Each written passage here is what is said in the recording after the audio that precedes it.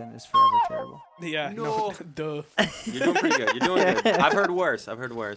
All right, we're officially live. That Now took we're us here. like 9 tries. Sure. Don't worry. Deo was playing around. This is Yeah. my first podcast, so take it easy on me, all right? All right, I'm gonna try to. I just figured out this there's is an on-off this switch is on these mics. actually That's my interesting. first podcast. Dude, how cool is this though? We've been having so much fun, and I've been so anticipating having you come on. Dude. Like I was telling you on the phone earlier, there's nobody I know better who can tell a story than What? you. And you have a freaking crazy story because you were pretty much stuck in Trinidad Tobago for Trapped. 8 Trapped. months. 8 months. COVID season, but not a bad place to be. And I just want to give a little shout out because I couldn't be the storyteller that I am today if it weren't for my uncle and my ancestors. I come from a long line of storytellers. Dude, so I'm very lucky that's to be around those freaking- people. Yeah. Are you serious? Yeah, my uncle. You should meet my. That makes so much sense. It all makes sense now. The guy that I built the boat with. Uh-huh. Oh, that- no kidding. Yo, that guy is a jack of all trades. He's a mastermind. So. Wow. Phew. Dude, and so what's the story there? How did you end up getting stuck? So February 23rd. Because you're usually there for a couple months. Yeah, so that was the idea. February 23rd of this last year, I went down there, and I was supposed to be down there for 2 months, Yeah. mainly for Carnival. Actually, we touched down Carnival Sunday, Mhm. and so Carnival goes Sunday, Monday, Tuesday, and then Wednesday, like, it's over. It's a wrap.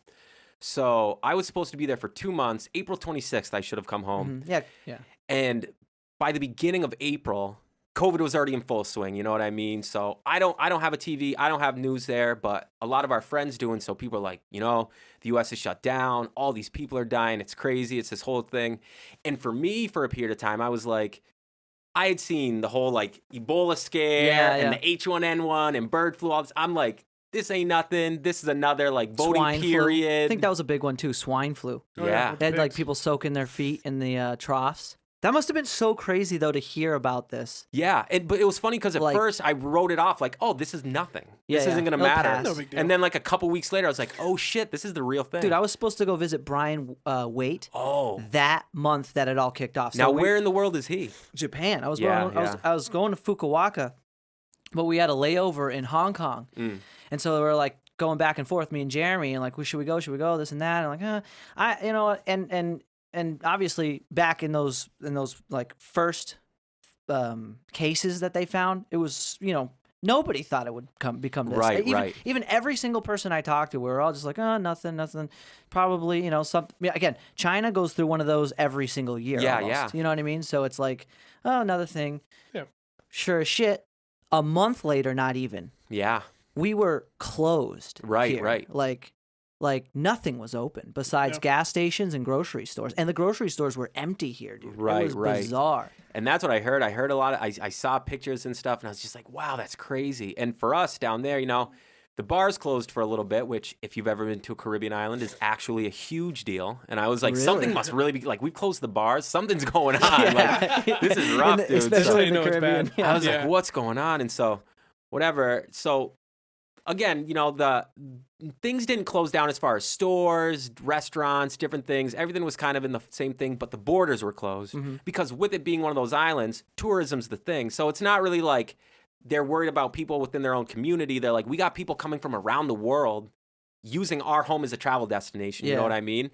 So the borders were closed, and Do a I lot just- of people go specifically to Tobago, or do they stay in Trinidad? you know what? I find like Tobago is like a hidden gem Okay. where like they don't have a lot of tourism, and the people like I've met I've met a lady from Boston when I was there It this seems year. just super rural. You know what I mean? Yeah, Like it's it- just oh, like yeah. it's just like out there. There's farmland and a lot of like open land. It's not like a city out there. And right? actually, a lot of the native people there like complain because like, oh, like our government isn't doing good enough with like marketing us for like tourists and tourism and the whole thing. And I've like told people, I'm like, as nice as it would be to have all this money from tourism, you guys are living comfortable lives. You're not living in any sort of destitute living conditions. Like you have what you need, and you have the benefit of your island not being commercialized and overrun by all these people that don't care. Like you don't want like some cruise line to come in and buy a part of your island and wall it off and not Yeah. even like, you know what I mean? Dude, that would suck. Yeah, it's horrible. Especially a place like that. And there, it's like, whereas Trinidad has like anywhere from like 1.5 to 2 million people, Tobago has like 60,000. Wow. So it's like all tight-knit community. Like you drive down the island and like everybody knows each other. You'll sit in like one of the junctions of any of the village and people walk by and it's like, hey, Johnny Whopping out, boy, you coming over for soup later on? And he's like, yeah, man, I'm going to be there. And like everyone like knows each other and like no one That's so awesome. No one's like horrible to each other because it's like, oh my God, that's probably like my family member. It's Right. I'm not going to start shit with that dude. It's probably like my second cousin. And they've been living there for like their whole lives. Yeah. And it turns out like a lot of people there, well, I guess it's kind of even. There are people there that like travel to America and then a lot of people there who have never left. And so like I've met some young people there who are like, my father recently died. He left me a piece of land. I want to sell it and go like move to America. And I'm like, dude, no. I'm like, wait. I'm like, you have to go there. Don't take I'm like, Christopher Columbus approach. Yeah, I'm like, go there, spend a little time, get a feel for it, talk to people that are living there. I said, ask them about like permits. Ask them about all of the payments that they need to make on all this stuff. I could see that being a really good suggestion too, just so that way, you know what I mean? Like say somebody was like, you know what? I've always, maybe I'd go, I always have loved Japanese culture. You know what? I'm going to move there. Yeah. It would be a little reckless to just go. I agree. And not have visited first, even just to see how, like you're saying, just how everything is, and if they want to live there or where they want to live in that country too. Right, because that's a big thing too. Yeah. Exactly, because regionally it changes a lot. Big time. And it's funny because it just shows you like a little like glimpse of like the divisiveness of humanity. But even within the island, it's like people like East Coast, West Coast, like we don't like those East Coast people, and like blah blah blah. Yeah, I know. It's like, yo, what? Like you don't like them because like they're 15 minutes away? Yeah, I hate those guys 15 minutes away from here. Like, oh god. It's like, I know, literally. You could be there by accident. Yo, you put two dudes on this one island, like they're gonna find something. Like, exactly. I just can't stand this guy. Let's not work together. Do they do that there? No, they're pretty good, but people like to talk. Yeah, people just whatever, they get up in their thing. But I'd say mostly people are like pretty united, and it's a good community there. Like people look out for one another, and the one thing that I really like there is like people don't go hungry. There's like food. People are cooking food all the time. Yeah. The jungle is there. Even if you're really hungry, you go walk in the jungle. You're going to find some bananas or some mangoes. We were just talking about mangoes over there. And was one time you were telling me they're in just such abundance, people just give them away all the time? Like, let me put it this way. I got these two friends who live up in this village called Lekato, and they live on this back dirt road called Bamboo Hill. And they have these two ancient mango trees that like they're on like a ridge, so it's like steep kind of like hills on either side, and they have these two ancient mango trees. And my friend Don, she's like, I hate mango season. Every time it's mango season, there's so much fruit on the ground and it rots and we're slipping on it. Like imagine if you had so much mangoes around that it was a problem. Like I hate it. There's so much mangoes on the ground. You know what I mean? Yeah, that's crazy to me. Because typically, like, if I go to this, you're out raking mangoes. Yeah, well, you go to like Big Y or something. Like mangoes aren't cheap. Like they're more expensive fruit around here. So it's just funny when you go somewhere else and like you will never find a mango in any store in America that's gonna be like a mango that you pluck off the tree in the jungle. You know what I mean? Yeah. Just like how here we have 10 different types of apples or 15. It's the same thing there with mangoes. There's Julie mango, there's long mango, ice cream mango, starch mango, like all these.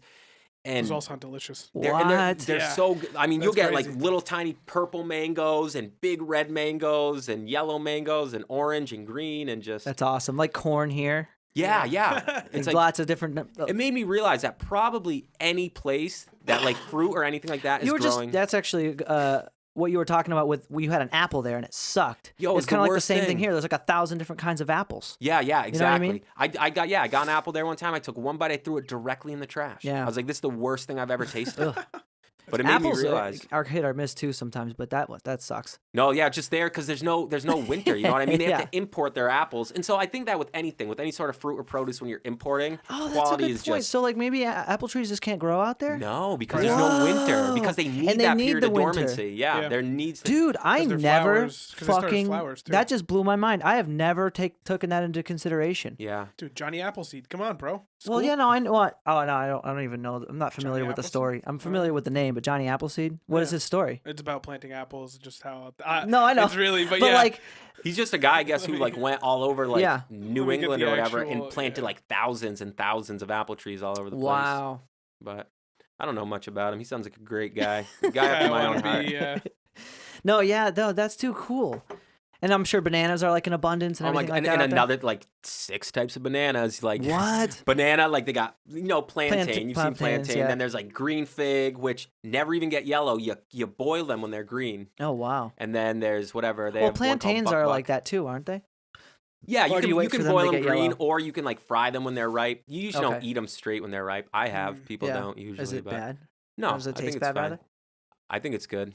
What's it like? So being out there as somebody with an herbology background, you know what I mean? Like that must be a real trip to be able to see a completely different biome, And so different than ours. That's the thing, is it's so different, and I love it and I hate it because I don't have the knowledge that I want to be relating with that forest in the way that I would like to. Because when I'm here, I wake up in the morning, I go walk through the forest behind my house. I'm like, picking this for tea, like a couple like berries or whatever for breakfast, a little thing. And like, I'm just so familiar with the medicinal plants and stuff in this region. And what you can and can't eat. And that's a huge thing when it comes to just getting stuff out of the wild. Most people have obviously long abandoned that. Yeah. But, just for fear of. Right, just for fear. But it's really more lack of knowledge, because you can do that. People do that. Like you do that, obviously. I've done that. I've got, I mean, basic knowledge. I've been able to go and I know what a wild raspberry looks like. Sure. Or maybe even, I think it's like a mulberry tree. Yeah. Those are really great Planted too. a couple in my house There's a this ton year. of them. Yeah. Yeah, I love them. And you know,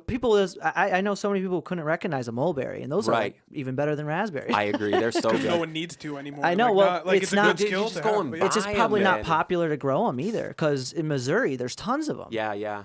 And they're huge. They're like oak trees and shit. Not oak tree, but you know what I mean? No, they can get to the size of an oak tree. Yeah, dude, I've seen ones that are the size of oaks for sure. It was such like a huckleberry fin tree, where it was a big ass tree. Like it used to be two trees, but one fell over, but that branch still lives. Yeah. It was fucking awesome, and it's cracked down the middle. It's a fresh crack, and I remember as a kid.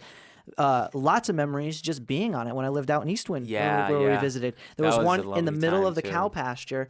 Me and my friends would hang out on that down tree and eat the mulberries, because you could obviously climb up the tree on its side, right? Because it's just a walk. I love it, man. That's the best. That's what I'm really. I love nature, but yeah. So like that, you know, being familiar with the plants around here and everything, and then going there, and now after going there for a few years, I have a much better idea of the plants. But still, like my knowledge is in like the edible plants. It's not so much in like the herbs and things that I can use for tea and for like medicine and for healing and stuff. So. I still got to learn some stuff, but even every now and again, because the jungle is so encroaching there that like the house that we're living in. The biodiversity must be like through the roof. Dude, it's unbelievable. Yeah. Like I can't even, six different types of lizards running through the yard every day, and all snakes sorts of. Oh yeah, I got bit by a couple snakes when I was there, but I was grabbing them. Even in Missouri was a big difference. That was one thing I really noticed when I was here. The amount of lizards and snakes out there, and insect life. Yeah. Is like tenfold around here. Yeah. Because of the long winters, really decimate a lot of shit. And not only like, Eastwind being so, I remember when we were driving there, you remember how many hours we drove through like that beautiful rolling farmland? Yeah, it took us a while. Yeah. Like Pennsylvania and stuff. Like hardcore rolling. Like these were like peaks, like dude, it was like a dream. It's like after a couple hours, like you hit like the 38th field and you're like, imagine like if you just like if you were just like you can notice the trees right away are different. Yeah. If you were to like set up a camp there, it's just like, is anyone ever gonna show up? Like you could just stay there. Yeah, it's felt that way. But yeah, in Eastwind, that was such a good time. But yeah, when I'm there, so like I'll be cutting back the jungle away from our house, because you got to kind of keep it off of the house.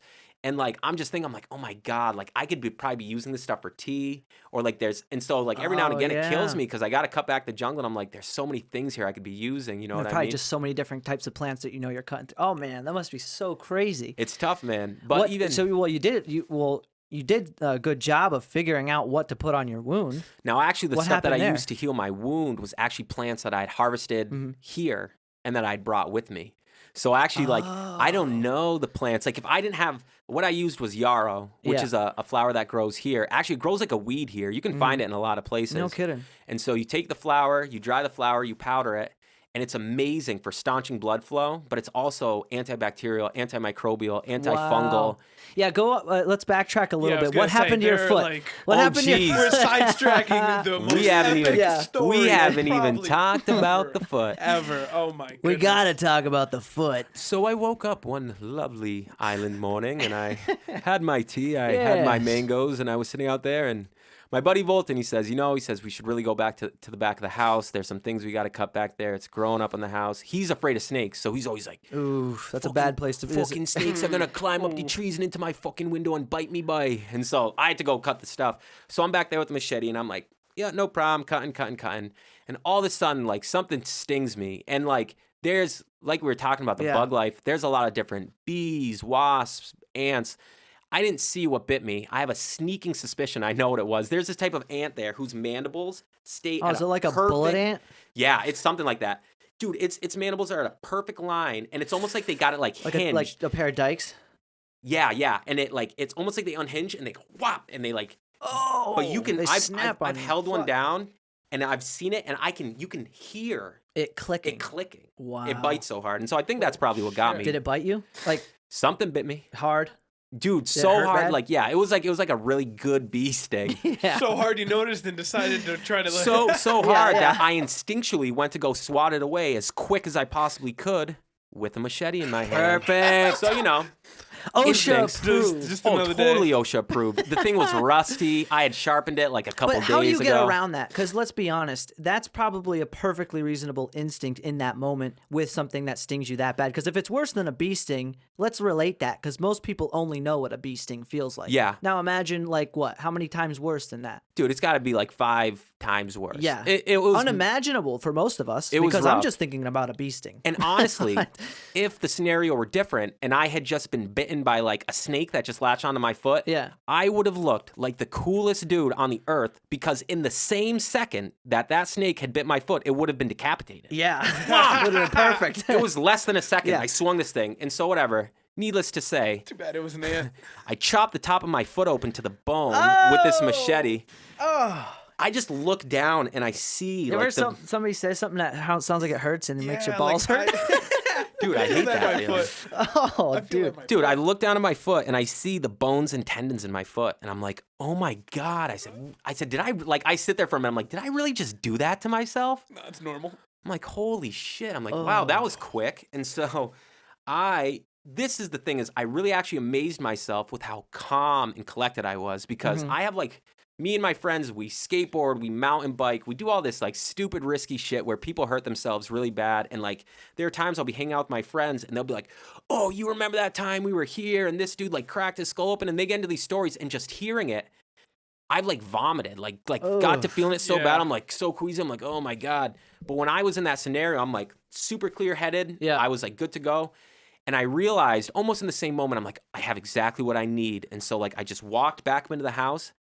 I grabbed the powder, and so I just start packing this wound with flowers, and it's not working. That's smart. Yeah. It's funny how a situation like that really helps you evoke what's the word? Like a primal instinct, God, I can't remember the word for the life of me. God, what's it called when you're almost meditating?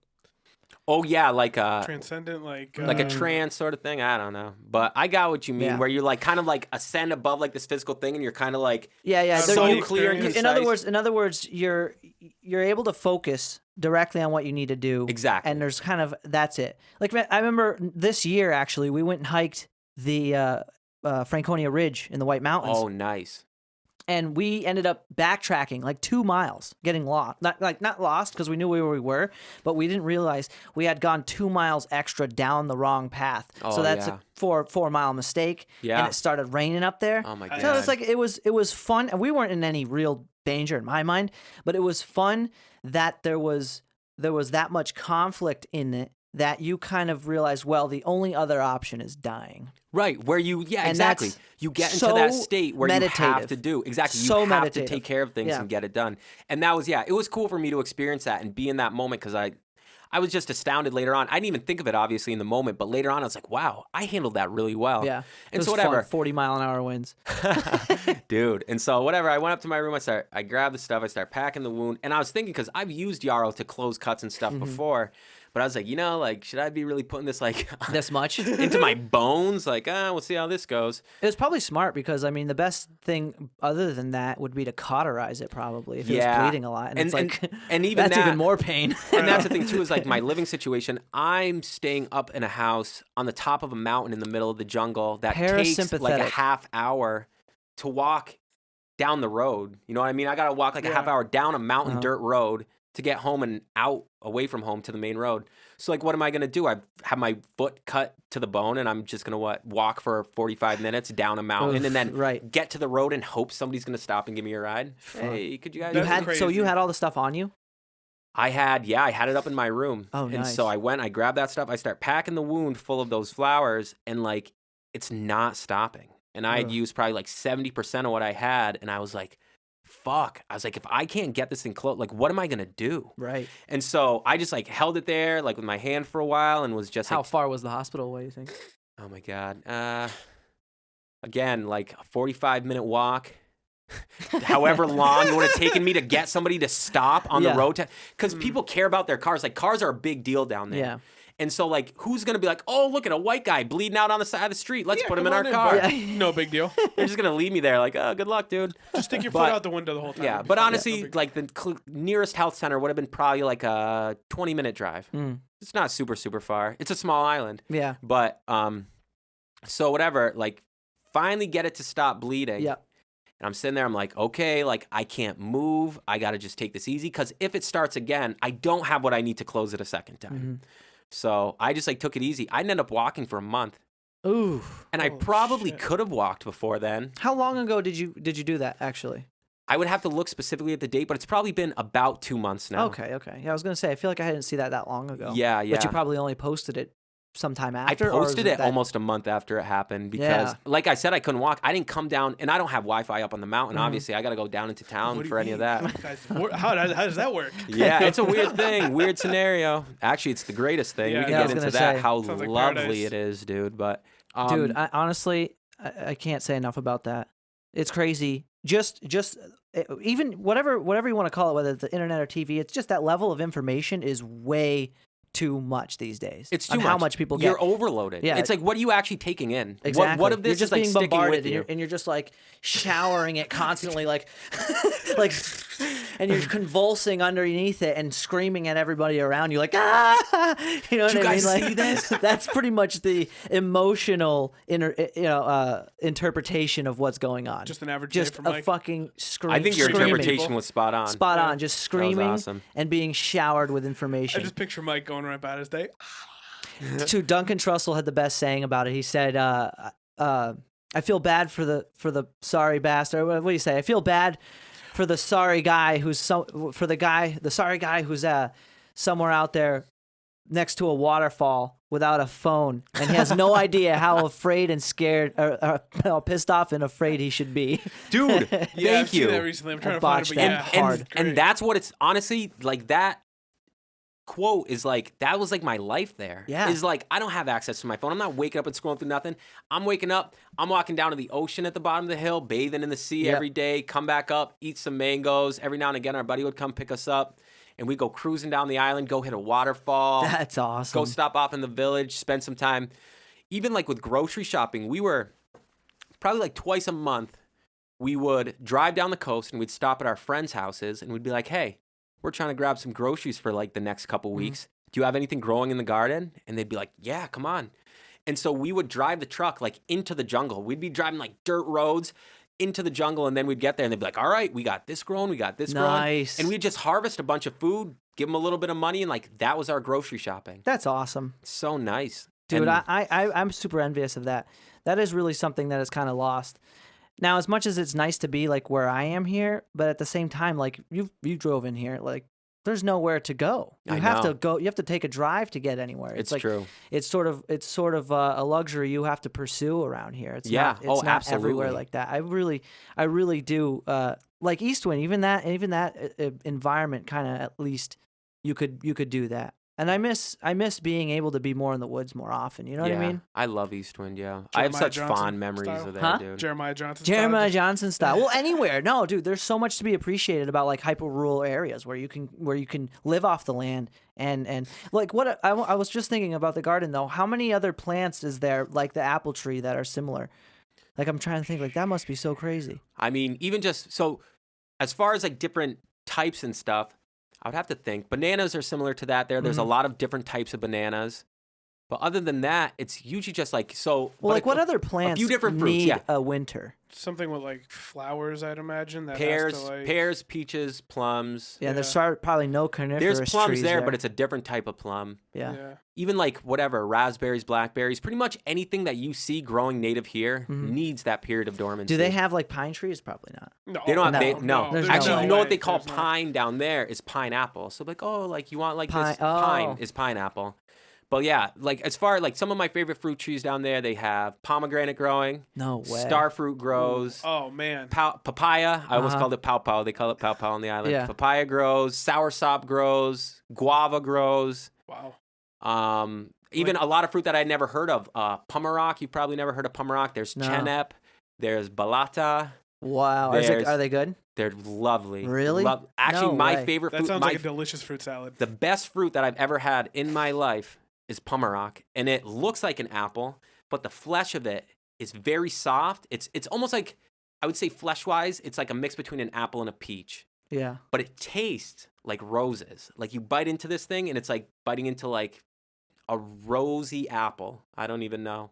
Wow. But it's just this unbelievable. There's so much good fruit, and actually, I mean, you know, the fruit's all well and good. I eat a lot of different things. I mean, what kind of meats do they have? I was just going to say, I've eaten armadillo down there. I've eaten possum down there. I've eaten snakes. Yeah. I've eaten lizards. I've eaten all sorts of fish. Any of them good? That all sounds awful. No, and that's the thing. Something I realized down there is that anything is good if you know how to cook it. Yeah. Oh, yeah. Yeah. It really does come down to that. It doesn't matter what it is. Like people if you have messed up a steak quite a few times in my life. Like yeah, exactly. You know, if you go to like a restaurant, you're like, whoa. Yeah, if you can botch a steak, like I could give you a plate of lizard that's probably better than those steaks you ate. You know what I mean? It's like venison. Easy. Like I don't know if you ever have venison. I love venison. If you don't do it right, and it could be because it's a tougher meat. Like if you just don't cook it right, that's a classic example. It can turn really bad. Yeah, but otherwise it's delicious. Like, yeah, if you know how to cook and prepare anything, you're good.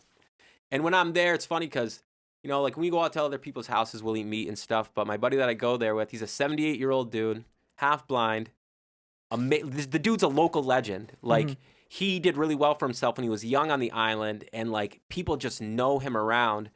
And so like he is kind of big on like the ital thing, which is no meat.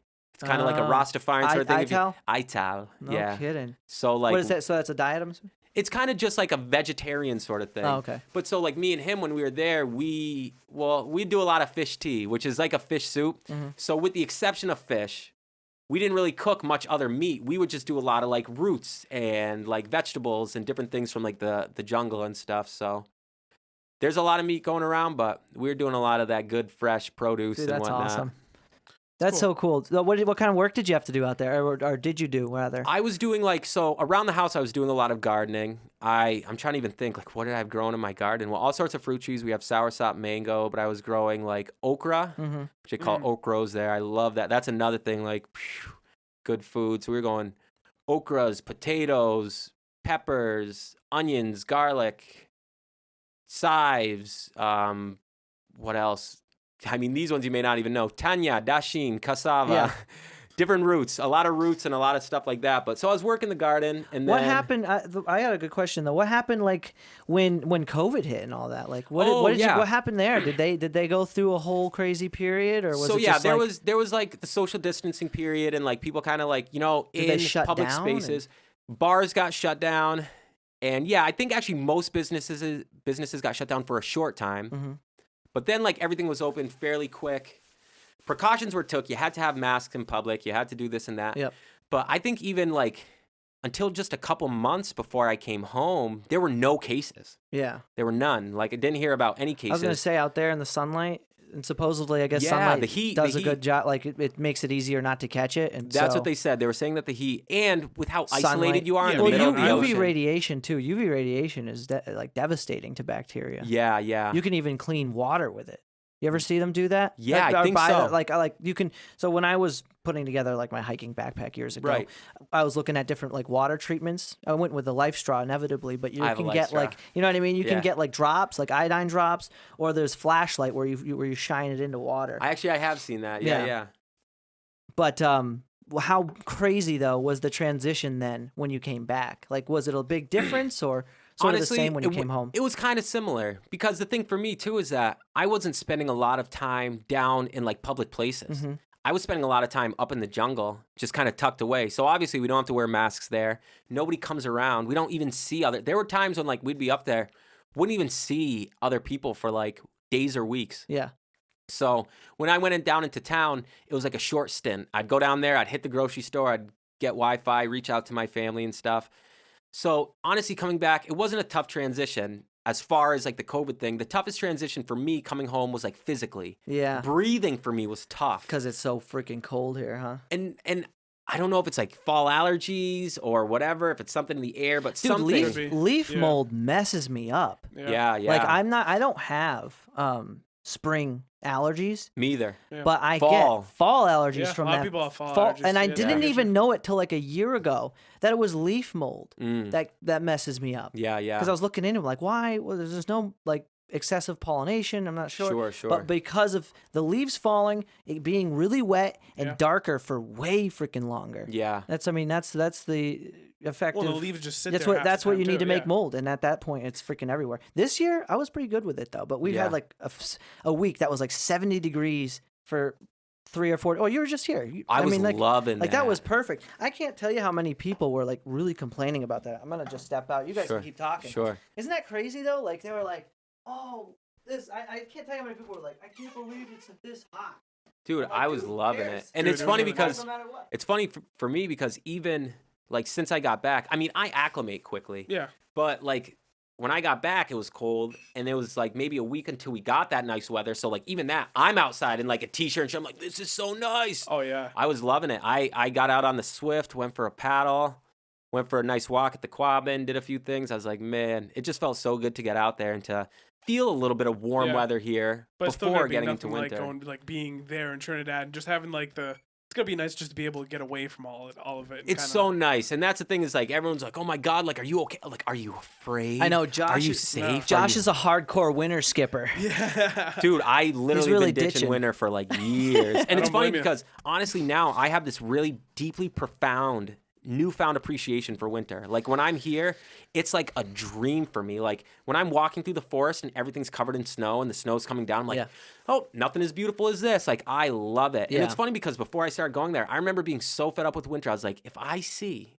another piece of snow, I'm gonna fucking kill myself. I'm done. Dude, that's something I murmur to myself for 6 months out of the year. I know, dude. I know you have a tough time with winter, yo. Dude, I tell you right now, snow's not my jam. Nah. But in the same way, I've really grown in appreciation for those transitions because I notice in myself in the time that I've been here, because I've been here for the last 16 winters. Right. I've never skipped a winter. And we're about to have you skipping them, yo. We're bringing you out, dude. Hey, listen, you don't have to twist my arm. Yeah. But my point is now I'm at a point in the last couple of years at least where I recognize the level of change that your body goes through. It's huge. And you can feel that change happening. And I really actually appreciate that a lot. And especially if you're like, for me personally, like with my herbalism, there's a lot of different, people that are like growing their garden, working with herbs and with plants is like every season has its particular plants that are like ready to harvest. So not only does your body go through all these like these transitions and stuff, but if you're using like these plants, like different foods and different herbs, like obviously like in the winter, soups and squashes and that whole sort of thing, like our body and our ancestors, if our ancestors are coming from like snowy regions, that's what like biologically our bodies are prepped for. And I found that when I was in Tobago, I got to the point where like, because when it starts getting to be colder here, for a short stint there, it starts to get a little bit colder. It'll drop down into like the 70s or 80s. You know what I mean? Cold. Well, when it's 90 to 100 every day, it's like... This is cold. Yeah. So, you must be pretty freezing, actually. And like, I would be sitting out there like in just a pair of shorts and my buddy's all like bundled up. He's like, Josh, you're not cold. I'm like, my body, like this is the type of... When they were saying that? This is the time of year that my body is orienting itself to get ready for winter. 70 degrees, So I said, even though I'm here, my body is like prepping for winter. So...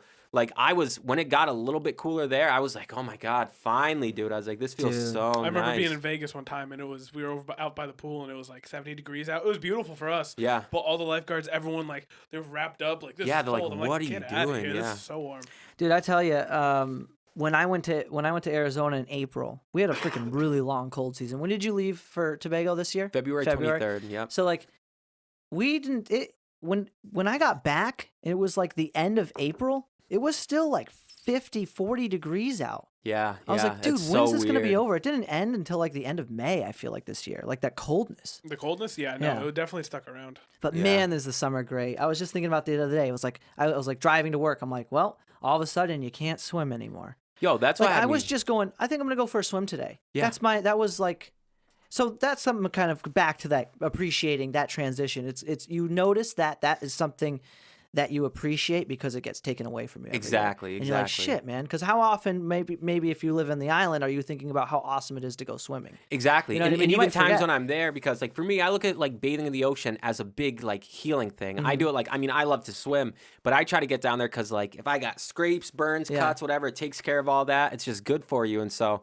I was like, I'm going to get to the ocean and swim every day. And most days I did. But then there would be like weeks where like I just don't go. And I'm like, the ocean's always going to be there. Doesn't matter. Yeah. And I've met people who have lived on the island their whole lives. And I say, hey, when was the last time you swam in the ocean? They're like, decades. I don't even know. They're like, I have no idea. It's just there like a mountain. I range. don't have to It's like swim the in there. mangoes. It's right there. It's there like a mountain range. Just how? Yeah, There it it'll is. always be there. Yeah. But it's like the mangoes. Something like where like people would take for granted. Like people around here though would be like, wow, it'd be really cool to be like have a nice warm beach to go to every day or the water. No doubt. Yeah. Well, it's that change. Yeah. You know, change can be appreciated like that when you all of a sudden you're somewhere and it's totally different from where you're from. Yeah. Like the first thing I really recognized too, even just getting to Phoenix was just like the plant life, the heat. It was like 90 degrees there in the middle of April. Cactuses April. everywhere. And yep. You know, and you appreciate things that people just drive by every day. No doubt. They don't even know it's there. Exactly. And I'm like, dude, there's a palm tree. Yeah, like I'm freaking out, dude. Like, cool. I'm totally trying to bugging think. out. I was like somewhere. And I saw like some people taking like a picture of a squirrel. I was like, damn, they're not from here. Yeah. I was like, oh my God. Well, think about the foliage people. Like, they're like, The leafers. They're getting out of their car. Stop the car. I The was damn so leafers. excited when I got home and then like I like landed in Hartford. I'm like, the fucking foliage is still here. I was like, yes. Yeah, I was dude. so bummed. And then to be here for the first snow right before Halloween, I was pumped, dude. I was like, You know what a really big one is, like those types of things, though? The night sky. Joe Rogan was talking about it on his podcast once. He said, imagine if there's only one place in the world you could go and look at this and look at the cosmos with your naked eye. yeah. Imagine that place. That place would be fucking packed. Yeah, Always, dude. yeah. Like I got a ticket for 3 years from now. Exactly, Type of freaking exactly. packed. Oh, yeah. Like I can't wait.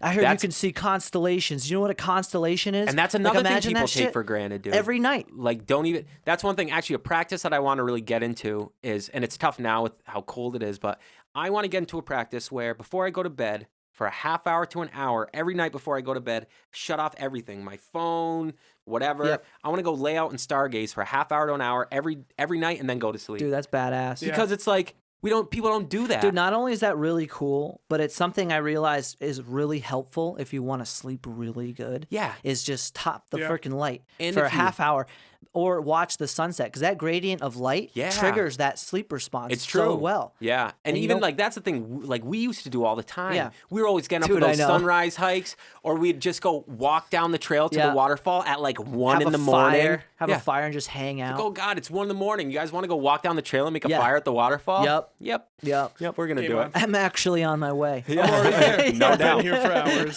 Oh my Like, goodness. For real, dude. We'd be just hanging out in the woods. Remember Rapé? Yo, Have you yeah. tried that in a while? I have some. No, I have some at kidding. home. Yeah. Dude, And actually I carried some with me to Tobago. Yeah. And there was one night that I was sitting there. I'd made a fire up in the jungle, and I was For those kind of by you who myself. don't know, what is Rapé really quick? Because you could do a better I don't job. know what explaining. Rapé Rapé is, is pretty so- much a powdered tobacco leaf Mhm. that like native people in South America use as like a snuff. So it's inhaled through your nose and it super heightens your like awareness, like it like because it's like a jolt. So you're like whoom, and it like wakes you up. And the hunters use it a lot down there to like just tune their senses. Yeah. But also they say that like it's a medicine for your heart, so it's very heart opening. And they say that people that like have Oh, is a it lot like of a trauma, vasodilator? Yes, it's No absolutely kidding. Yeah. And they say that people that like carry a lot of trauma and stuff, that like it's a good thing to like release. And I know that like even like I was saying when I was in Tobago that night that I'd made this fire. So I like had the rapé. I took a couple sniffs and I was sitting there and I like honestly I teared up and I was just like I am so thankful for my life. I'm like, I am sitting on top of a mountain in a tropical island, like under the stars. I have fruit trees all over my land. I'm like, all of my needs are provided for. Dude, I'll tell you, the first couple times I did it, I didn't feel too much, but it was also like late at night and I was freezing. Remember how cold it was? Oh, when yeah, we first, yeah. It was with you guys.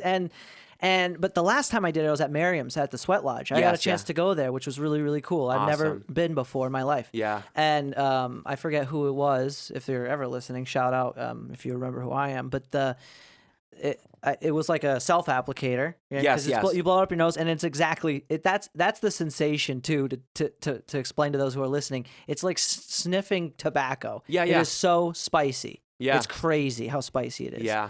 But it was really grounding. Like the effect was like similar to a cup of coffee, but a little bit more grounding. Like for instance, I find it doesn't give you the jitters or anything. It just really heightens your awareness. Yeah, and in other words, I know like for me, like visually it would bring things into focus. It was almost like colors and things would be much more sharp and like I can see why the hunters would use it and stuff. Oh my god. Definitely. To really for sure. Just to focus, to get into a flow state. Yeah. Easy flow state access with that. Like you could true. I mean, I was like feeling good that I could stand up. Like this felt nice to be like feeling like I'm just I was in front of a fire and I was just like, this feels good. Like exactly. Right here. I was sitting in front of that fire and like the gratitude I felt just like, oh, I'm sitting here in front of a fire. It's like a heart opener, man. It makes you grateful for whatever it is. Oh, that's a good way to put it. It does. It really just makes you grateful. You're like, And it's not the same as like with marijuana, you know what I mean? Where it's kind of like it's a more grounding gratefulness. You know, when you're high, you're just like, woohoo. Like, exactly. And it's something you're staring at your hand and it's something that you kind of like experience and then like it's with you for a little while and then it like kind of quickly but like easily kind of subsides and kind of leaves you. There's no sort of like, oh, I'm burnt out or like I'm anxious or I feel weird. It's just like, it's an interesting thing. It's a different sort of thing.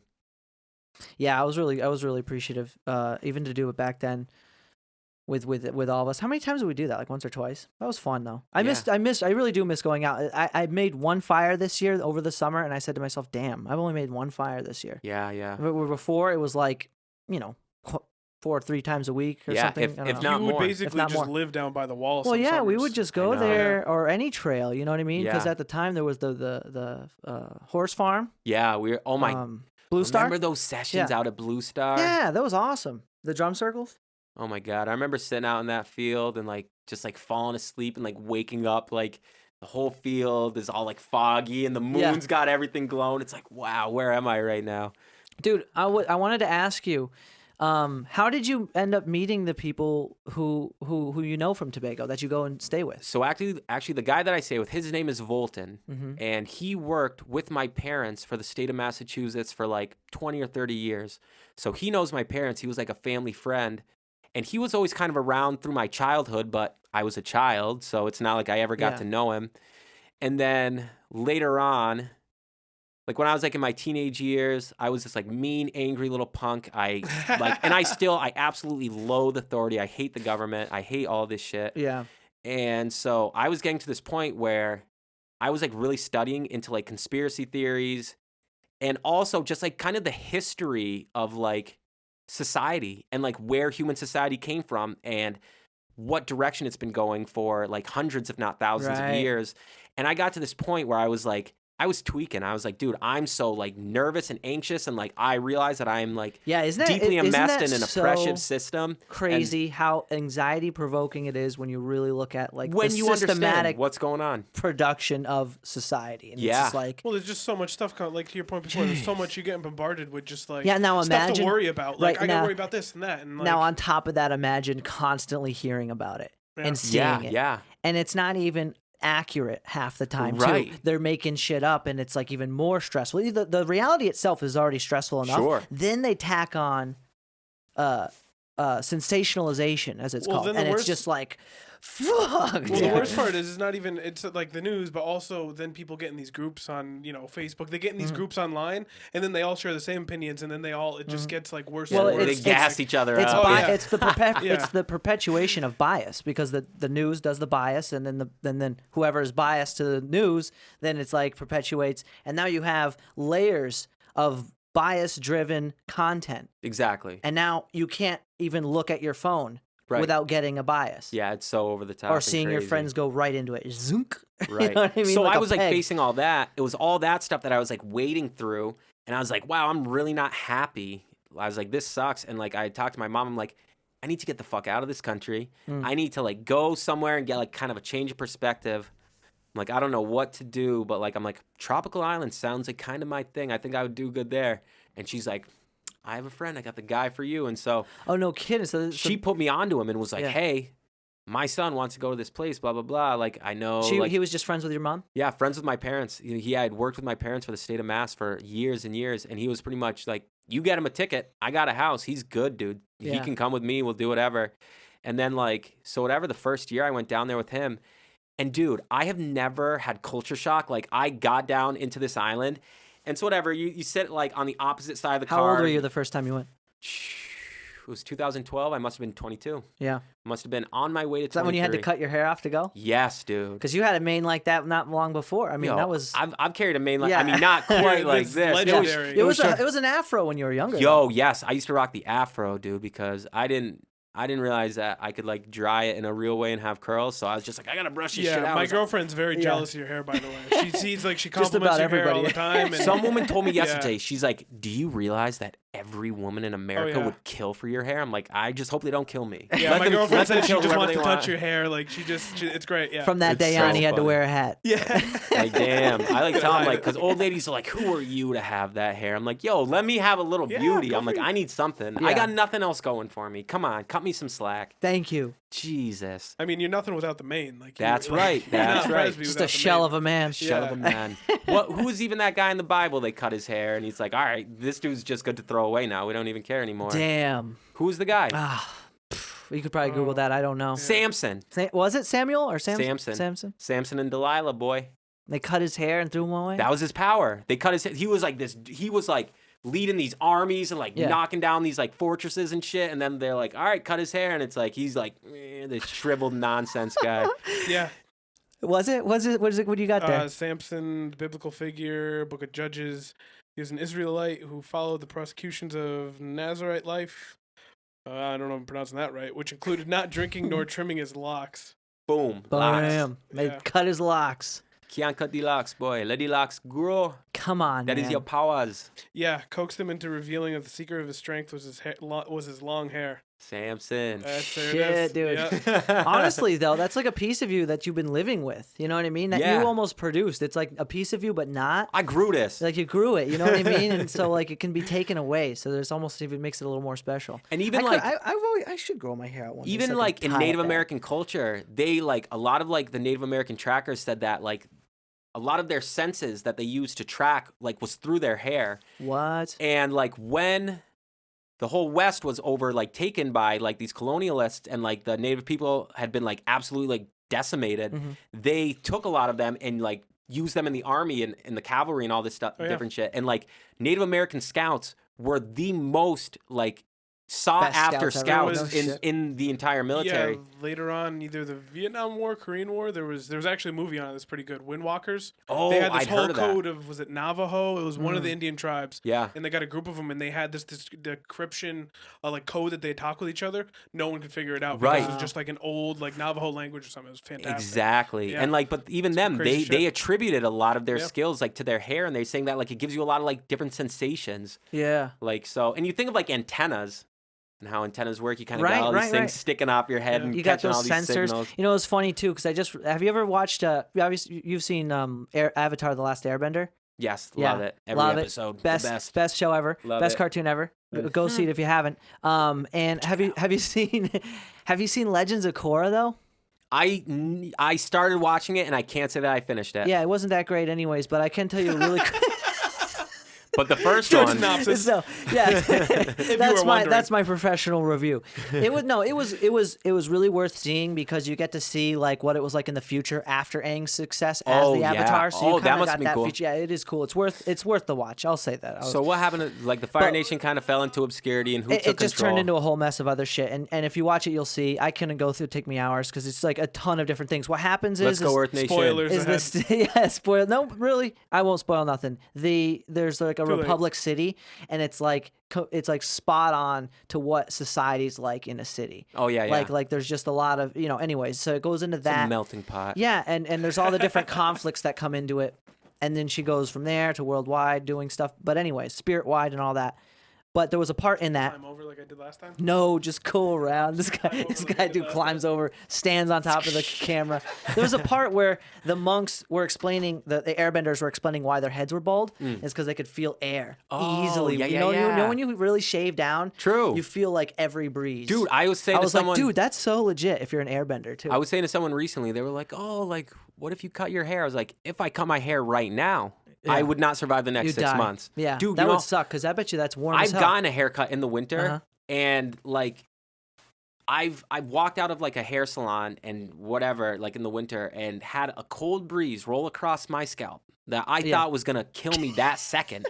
Like I had a headache for like a week, dude. I was like, oh my god, but dude, seriously. Well, you have a whole layer of muscle on top of your head. If you like, if I remember. John, remember we worked with John? Shout out to John Fennell. He bumped his head. Yo, seriously. Yo. The West Springfield King and the Three Rivers boys right here. I love that dude, man. I still think about him a clip of I this. think about him all the time. He was telling me he bumped his head on something, and it ended up resulting in like a muscular injury. Sorry, that was giving him like migraines and shit. Oh my god. So imagine your head being so cold then that it freaking ends up tightening up on you like that. You're like freaking having a serious headache. Yeah, I've had that happen. It gets so cold here, it's insane.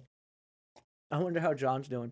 Yo, even John, John, get back to me on this if you're ever listening. I was wondering if you'd want to come on. I feel like it'd be a great time talking about some of those stories, dude. That was some of the funnest working experiences of my life. Was working with you and him. Team Tully, yo. Team Tully, dude. That was awesome, man. That night was so crazy. And even since then, like even when I was in Tobago, I painted probably like a. Oh, did you do a lot of painting out there? Dude, yeah. I painted like Nice. my friend's daughter's entire like mansion. Yeah. Like 2 stories, 4 units. I don't even know. I would guess a few thousand square feet this place, yo. Like huge. And I'm like sitting there in my Fennell painting t-shirt. Doing the whole thing in the West Indies. I'm like, yo, Fennell painting, let's go. No way, dude. I swear to you. I serious? still got it. All my Fennell painting gear. Dude, I gotta send John this. I hope he Yo. sees this. That's so Johnny funny, boy. man.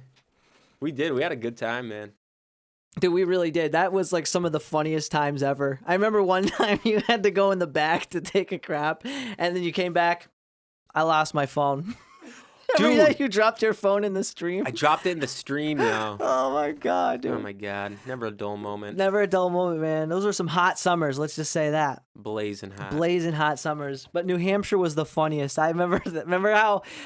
Do you remember when we went back to the hotel, passed out, and then in the middle of the night I like got up because we were drinking at the bar, right? Yeah, Remember yeah. that?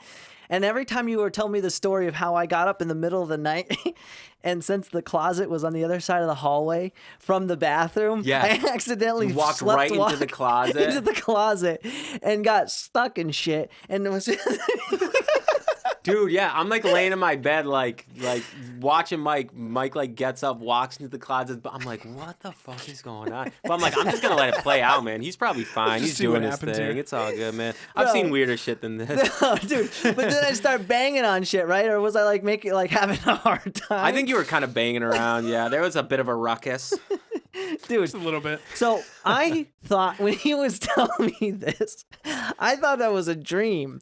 I slept walked.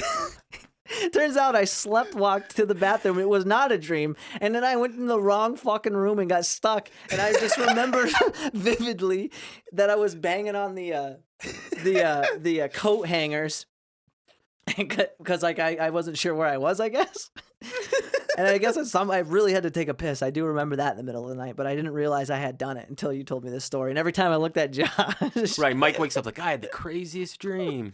Really, bud? I probably experienced it with you. You don't say. Every time I looked at Josh when we were doing that job, I started laughing my ass off. Oh my god, I couldn't take it. wonderful times. Dude, those were good times. That's so cool, man. You're out there. Did anybody ask you, hey, what's that shirt? No, Are you no. a company or something? No, but like I always feel like a professional. I'm Yeah. like, if you guys don't realize that I kind of do this shit, like I got Check the shirt. the drip. Do you see Yeah. how much paint's on my I'm pants? fucking Yeah, dude. Do you see what I've done? Yeah.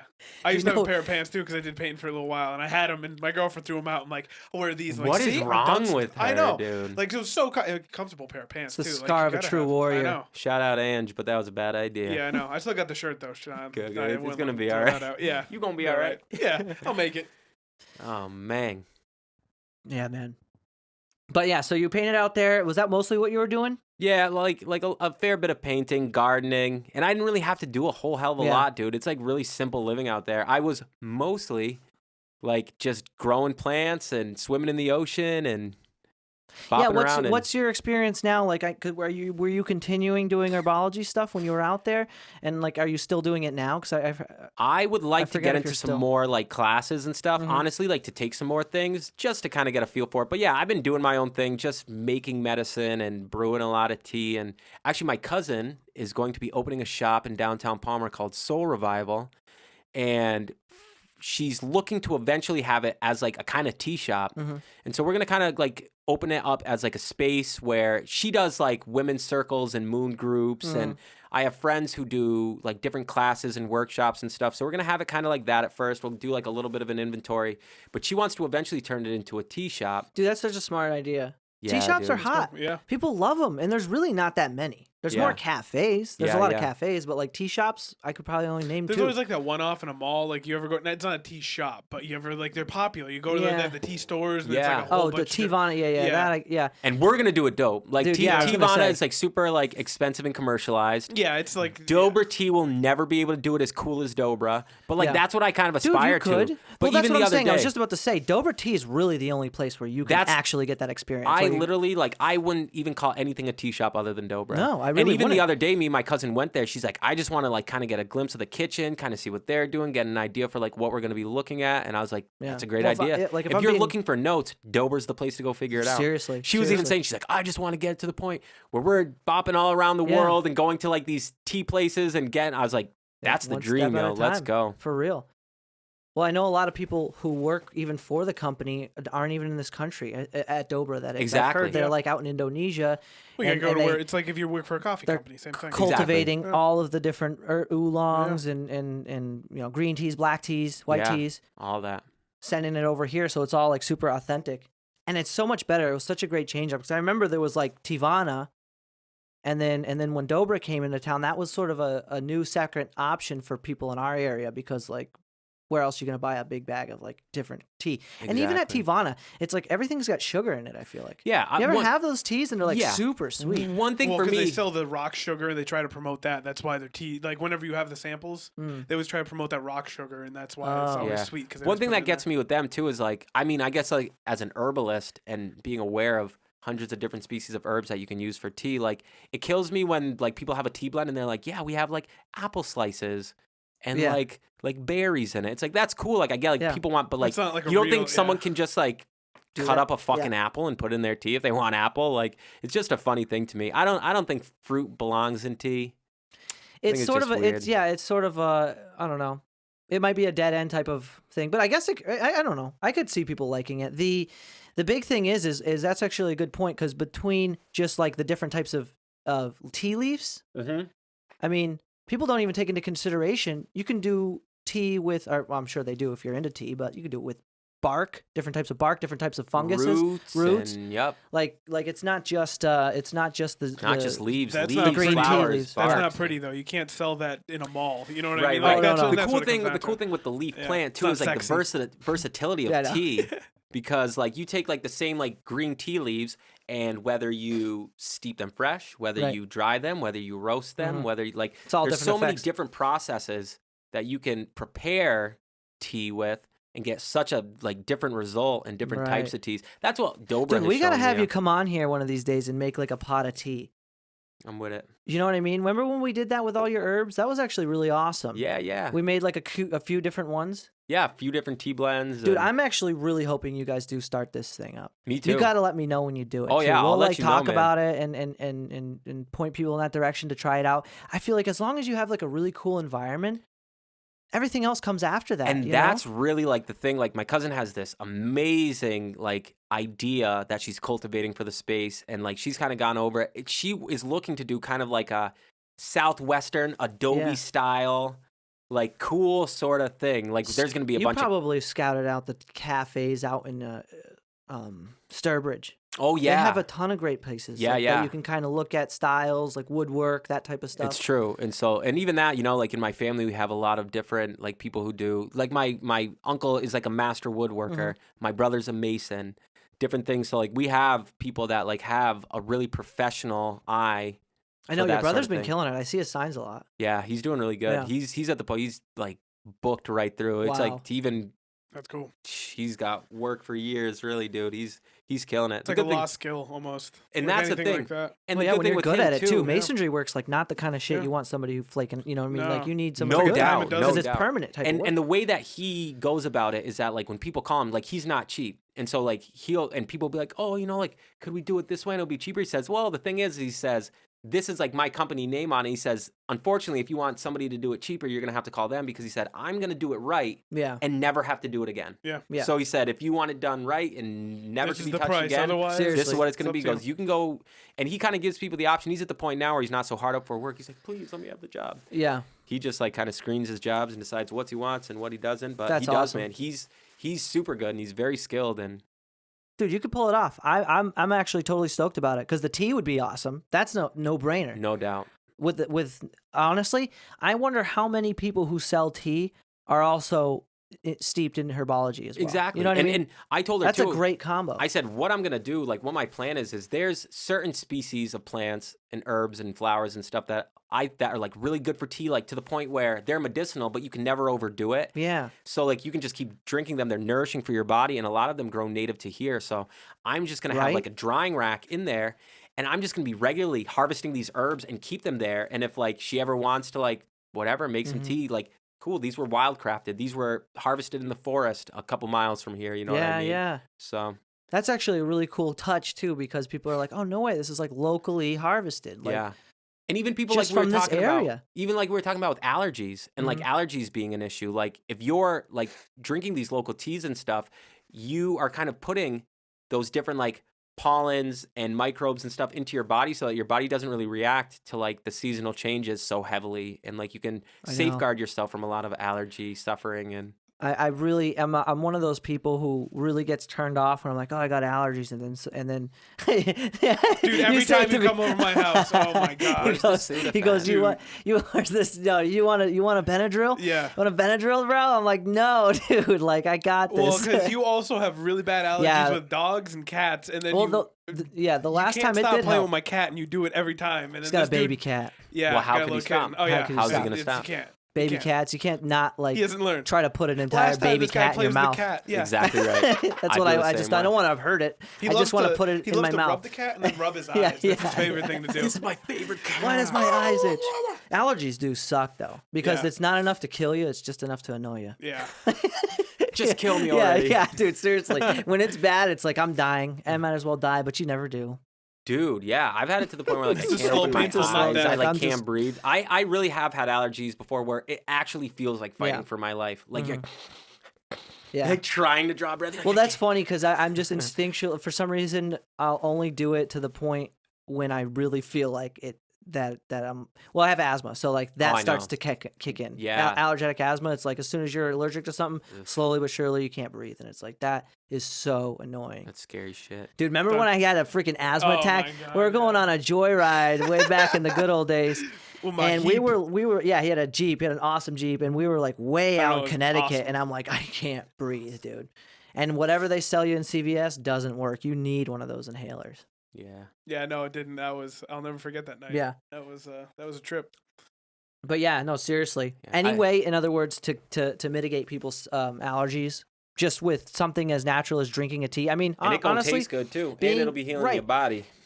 Being good in this stuff. in this area, you get that so much. And being in fitness, I can't stress enough to people how important it is to hydrate and like drink water throughout the day. Yeah, dude. So I feel like most people think like, oh yeah, I took a couple big gulps. You know what I mean? I even do it. So I observing my own mistakes and not drinking enough water sometimes. I'll realize what I do instead is drink a bunch of water at one point in the day and then go with it. Like, that's not how you hydrate. Exactly. I'm guilty of that all the time. You need to just have like a water bottle on you. Like, if you are somebody who's listening and has trouble with that, I challenge you just to keep a bottle of water with you. Because you're so susceptible to sip on something that's in front of you, like a bowl of cookies. You know that experiment? Yeah. You leave something out in front of you. If there was a bowl of chips here, we would be picking at it the whole time. Well, like one of these. You know what I mean? Also, if there was a bowl of raspberries or something, you know what I mean? We'd be doing the same thing. Raspberries, Oh, dude, absolutely. Remember that party in Vermont?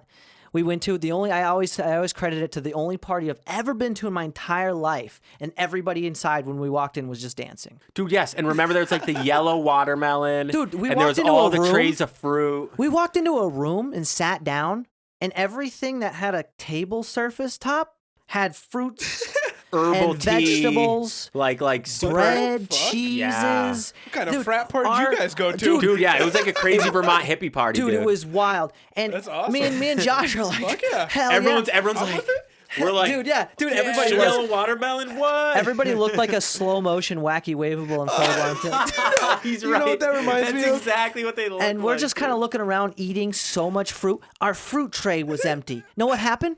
Yo, someone literally reserved us. Walked in with a fresh plate, slid it in front of us. Oh, thank you. Thank you. Walks Thank away. God, sir. I've been dancing my ass off. Yeah. This is like that. This party's wearing me down. Like that episode of Always Sunny. Where Frank and Need a little Mac, recharge. Frank and Mac go to I think a sex party or something. They have the masks on, and like Frank's just eating the wings, but he's not partaking at all. Yeah. It's like you That guys, was me and Mike, you're not dude. dancing at all. You're just eating all the fruit. Yeah, I kept asking what time it was. When can we get the fuck out of Yeah, here? what These kids time are is it? weirding me out, dude. I got a belly full of fruit. These kids are giving me weird vibes. Thanks, I'm full now. Thank you. I've had enough of your delicious fruit. Do you got any mashed potatoes? Start asking for shit. It was a lovely time. Dude, no, it was such a cool time, and I appreciate that moment so much because, like I said, there aren't many parties, and I was telling somebody at the Halloween party we went to at Jameson's, I was like, honestly, the only reason I come to parties is for the off chance that everybody's going to be dancing. Because I like to dance, yo. I'm with it, but I can't dance. I can't dance like weird, slow, like well, yeah, everybody was dressed up too. ambiance music. Like, yo, I can't go to like a Grateful Dead show and dance. Yeah. Who the fuck can well, because dance there's to one that shit? dance move. There's one dance move to it, and it's like you gotta do this. Their songs are too long. I need something funky. Yeah. I need something You know with a drum beat, with a bass line, and then I'll get to it. Let's go, man. Seriously.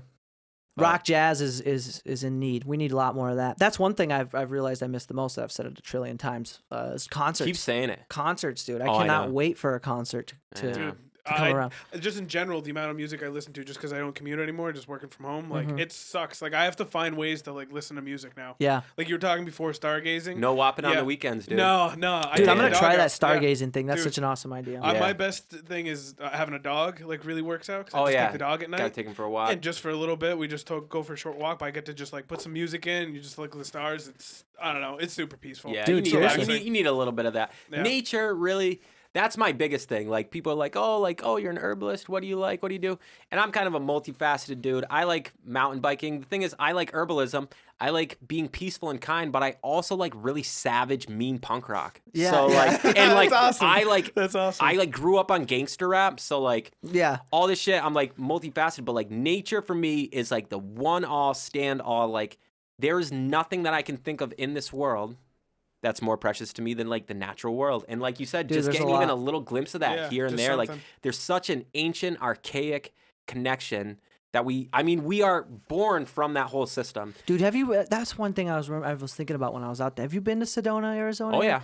yeah. Dude. I lived in Sedona for a couple weeks with No some way. gourmet chocolatiers. Oh, what? Dude, Damn, they were son. like, No they were coming home way. from work. They're like, we have this gourmet chocolate that's made with fresh hand harvested cacao from Iquitos, Peru, and we put maca and this and all of these superfoods in it. I'm eating this shit. I'm like, dude, I could not eat any chocolate. When I left, I couldn't eat any chocolate for like years. I feel like everything tastes bad. Nothing was good. Like, what is this? Yeah. So, like, not only did I stay in Sedona for a while with goddamn gourmet chocolatiers, it was a lovely time, dude. Seriously, I was hiking so much. I could not get enough of it. I got lost a couple times.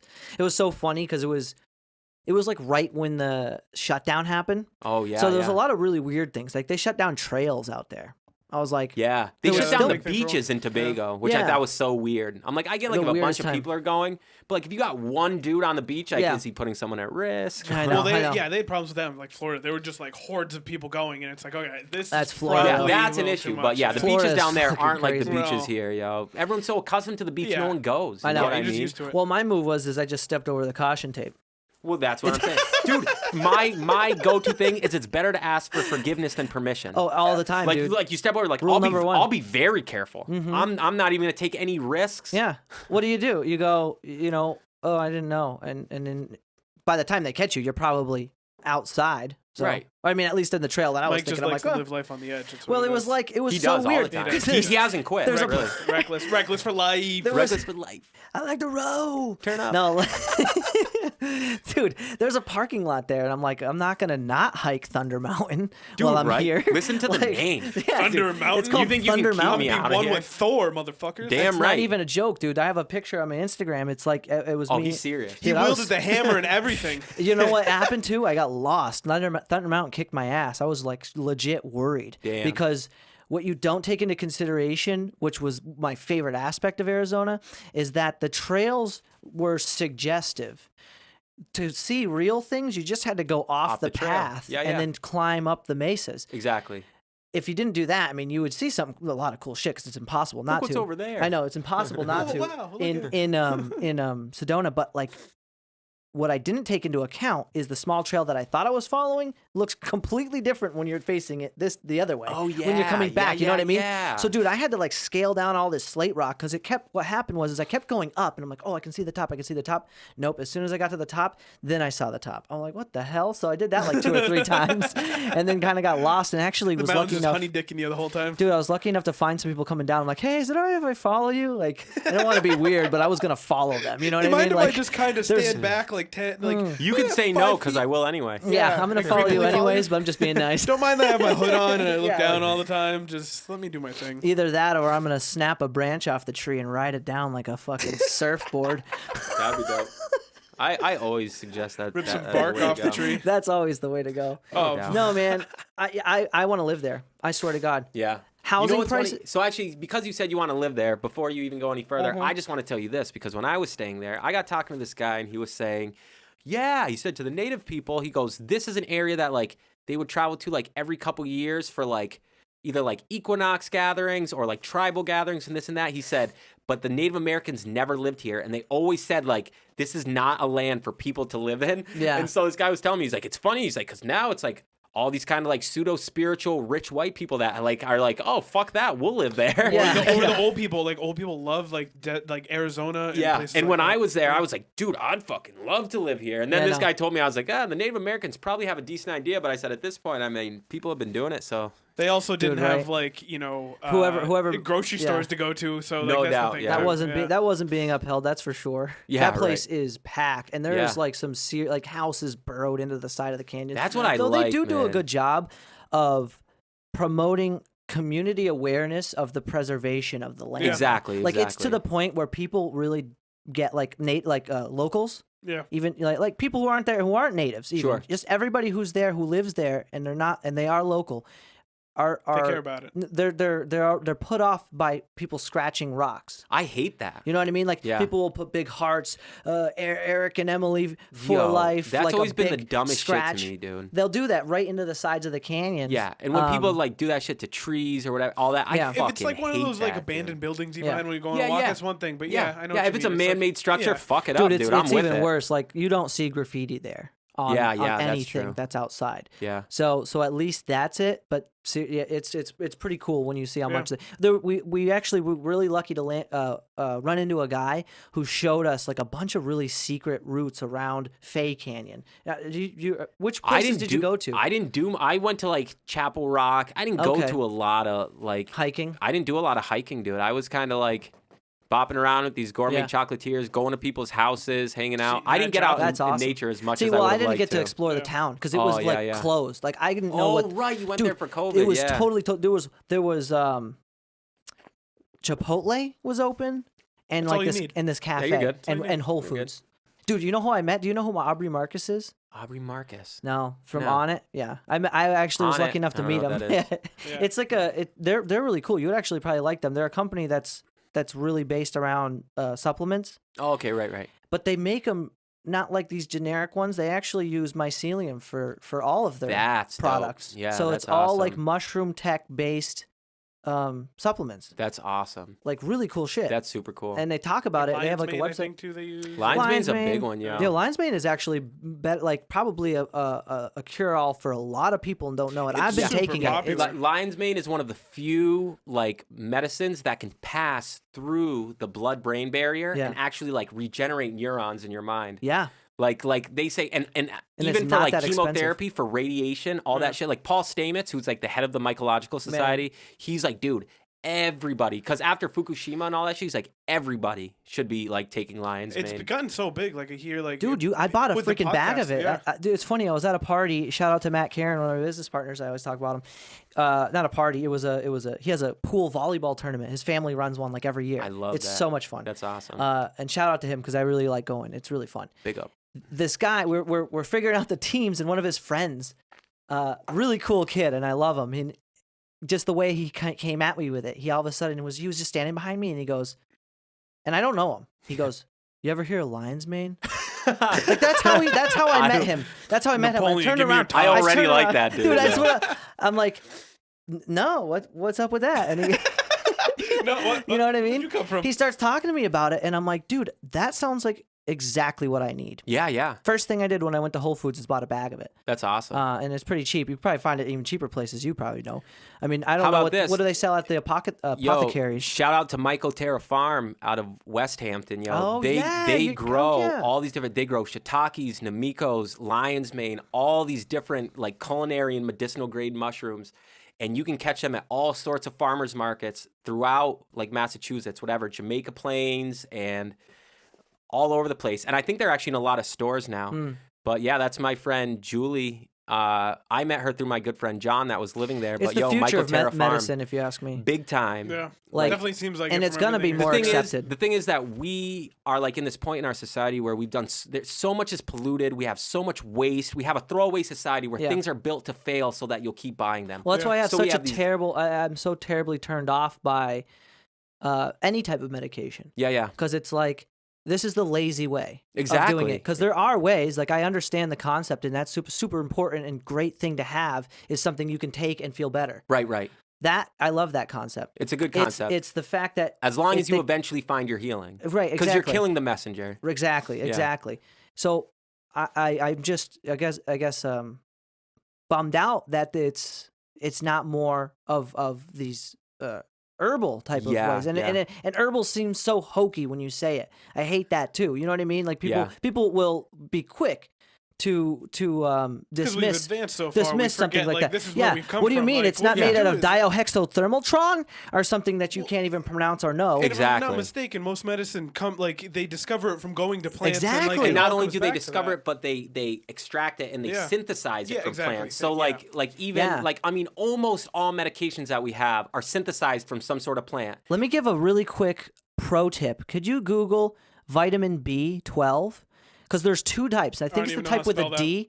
There's a type with an M. I don't know how to say the whole name. Just vitamin B12 types. Because there's two types. There's the synthetic, and then there's the actual culture that is harvested from mycelium. There you go, Because it comes from methylosola. Nope. Yes.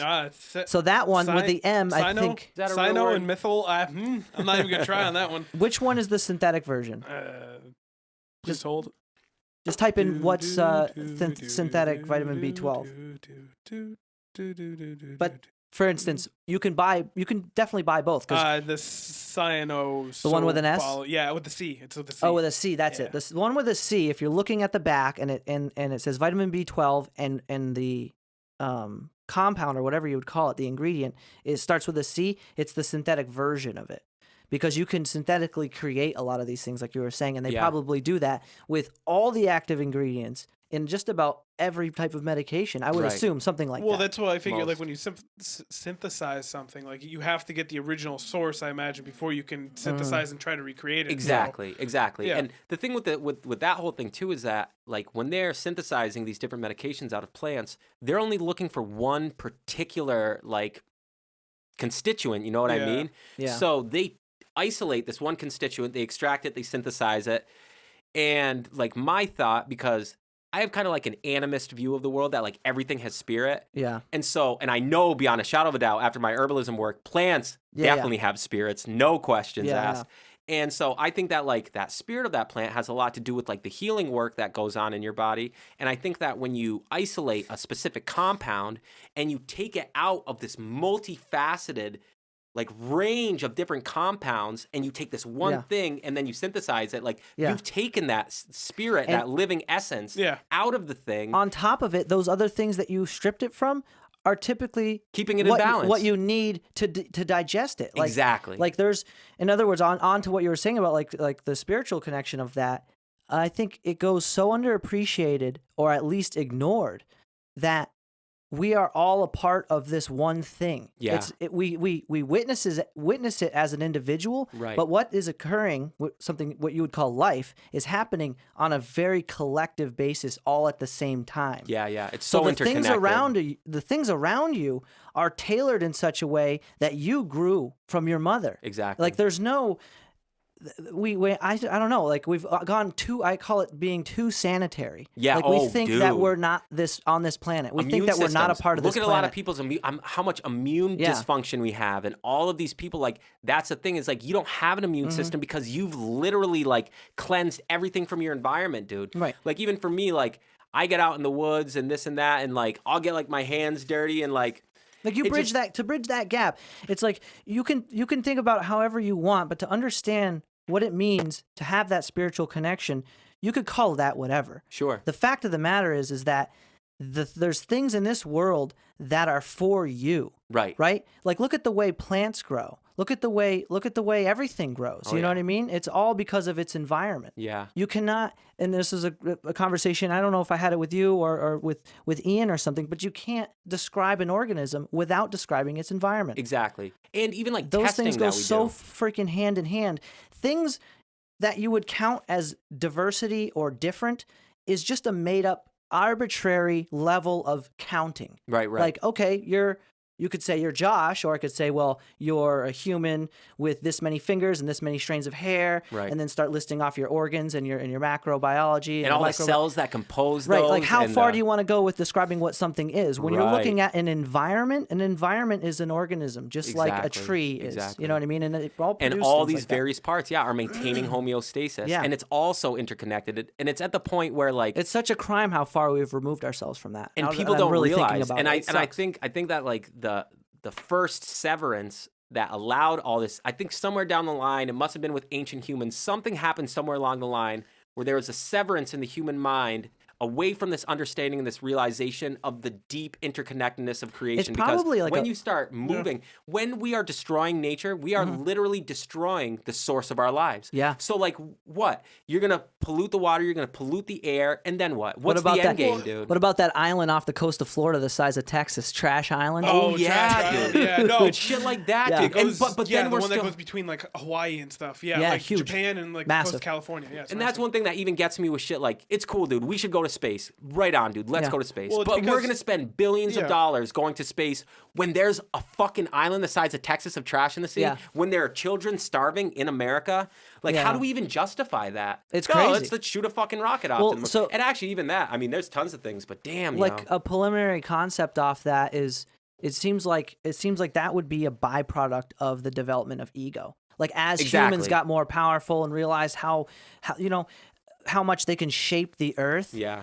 I mean, I'm sure this is a thought pattern that kind of wells over people who are in power. You know, shit, look at this progress. You know what I mean? And there's that addiction and there's that ego that goes into it. True. And then before you know it, even on an individual level, we're like, well, look at us. We wear clothes and drive cars. Right. Like, it's true. Even us, we're so complicit. Yeah. We don't live to survive anymore. Like, you know what I mean? Like, we don't do, like, I'm not going to, like, back in the day, you'd cut down a tree or you'd do something, like, if you needed to, like, warmth or you'd go hunting yourself. I don't do that. I go to McDonald's, go to this restaurant. I tell people all the day, all the day long. Fuck yeah. Dinosaur. when I'm relating, on the railroad. Yeah, dude, that's what I do. I tell you, I relate it so often when I'm talking about how important it is to maintain like cardio health with people, with Huge, like clients. dude. I say, listen, we can feed ourselves for a lifetime by sitting down. Yeah. That's essentially what's going on. In a nutshell, that is what's going on. We can sit down our whole lives and feed ourselves. Yeah.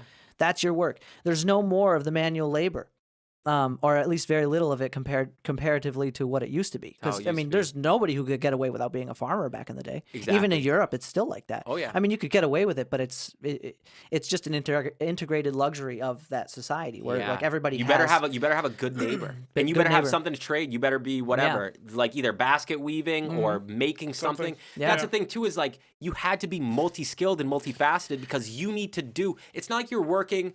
So like money is like the medium. You got like this middleman. You're not doing the work to get the medium to get what you want. You're working to do what needs to be done so you and your family can live. Yeah, exactly. Yeah. Exactly. And it's super easy now. But it's what I was thinking is how I'm just like, I guess at times I am, now that we're really talking about it, bummed out. Like you can't, or not what you can't.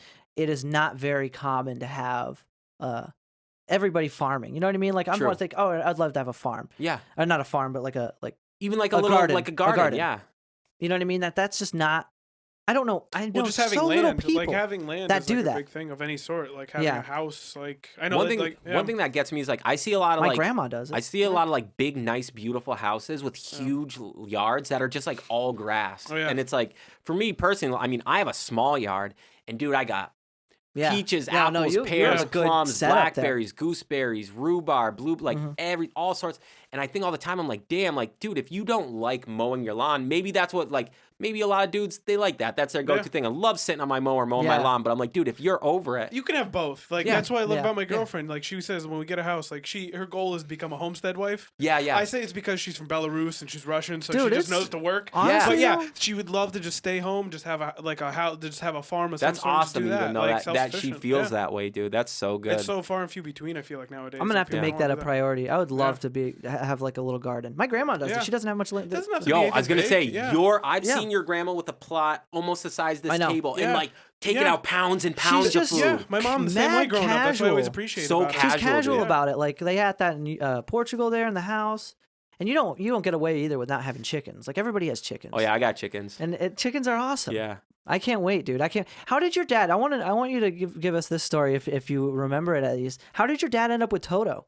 Like, God. So he has a macaw. I wish it was an interesting story. Huh? Has he been to the Wizard of Oz? No, exactly. Actually, I'm not gonna lie. The bird is named after Toto from the Wizard of Oz because my dad loves the Wizard of Oz. No question. That is the source of the name. No doubt. You know what's funny? But I've known about that bird since I've known about Josh. Before he knew. Yeah, before I knew Josh actually, because I would ride by it all the time. You're that fucking guy. You're the guy with the bird. I was like, no fucking way. I know you. What was I gonna say? I never even made that connection. You just figured out Toto? Oh, shit. Dude. And I wish it was a cool story, but no, we were just, I think we were maybe in Florida. We were somewhere down south, and we had gone to a pet store, and they just he's a blue and gold macaw, young blue and gold macaw for like, I think they had him on sale for like $1,000. Yeah. And like my dad is like crazy animal dude. Like he has just had so many animals. My mom is so fed up with it. And he was like, gotta get this bird. I really want to get this bird. And she's like, no. And whatever. He eventually He's had all kinds of crazy animals though. He's telling us you guys had a orangutan. We had a small. Oh my God! What even kind of monkey was it? Yeah, he had a.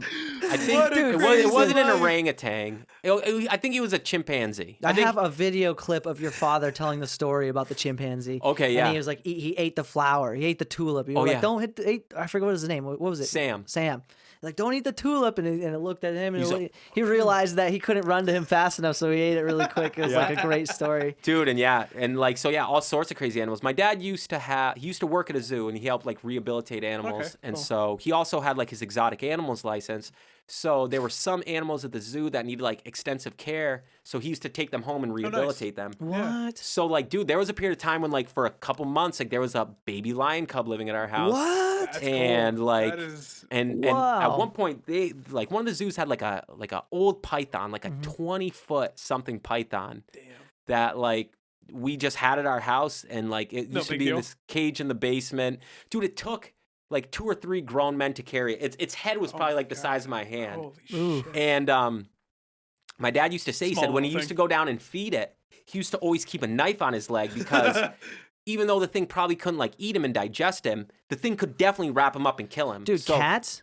What was it? What? No, yeah. So yeah, we went on vacation one time, and the thing. No. What was it? The python you said could wrap around him? Oh, okay. Oh, could wrap around my dad. So he always had the knife on him. So like, if anything happened, he just had something to defend himself. Holy but that shit. python, yeah. One time we went on vacation. It was down in its cage. It like weaseled its way out of the cage, and it ate our 2 cats. No. Like we came home from vacation. We're like, where are the cats? And like we're like, we don't know. Opened up some door, and the snake's there with 2 big ass lumps in it. We're like, oh, there are the cats. Oh, wow. But yeah, it's cool, man. Snakes are ruthless. They are. That's crazy. They're cool. But yeah, my dad's had a lot of crazy animals. But yeah, he's got the blue. Cool. He's got the blue and gold macaw. We've got the raven now. I mean, the snake That's wasn't being cool. You guys evil. got a It was just raven? We got a raven, yeah, and the raven, she's Oh, cool. yeah, man. Kale. Yeah, Kale. Do you guys still have Kale? Oh yeah. No way. I've heard some crazy stories with ravens. Kale will live for probably like the next like 30, 40 years. Holy shit! But she can fly around and everything. She can fly. She is in an enclosure, and she had like gotten out of her enclosure like a couple years ago for about a month.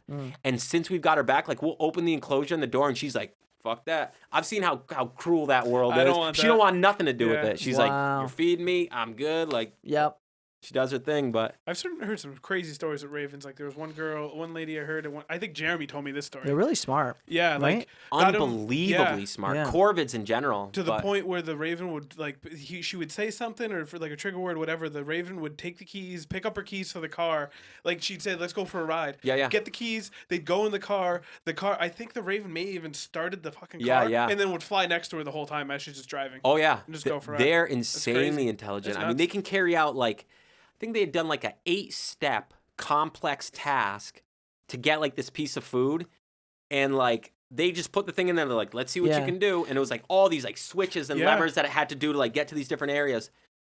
They didn't even plan this. The fucking thing found a piece of wire, like just found one. Like someone had just like neglected to clean this up. It found a piece of wire, bent it into a hook, and used it to do all this shit. That's like, crazy. Dude, they will literally like make and use tools. I've heard other stories where they figured out there was either an experiment or the birds are just that smart. Like, birds are robots. They are. They're not real. There was a group of them that figured out like there's this person giving them food and stuff. Yeah. They figured out pretty quick the more expensive and nicer, shinier things like watches, metal that they'd give to the person. Yeah. The better the treats would be, and they just got better at it. Oh yeah. Like, there was even a guy in New York City that was doing this kind of experiment with crows, where he had set up a machine where if the crows were to take like trash and drop it in the top of this machine, it would dispense like a treat. Yeah. And so, dude, all and because crows will like talk to each other. Like this one crow figured it out, went and told like his whole like group.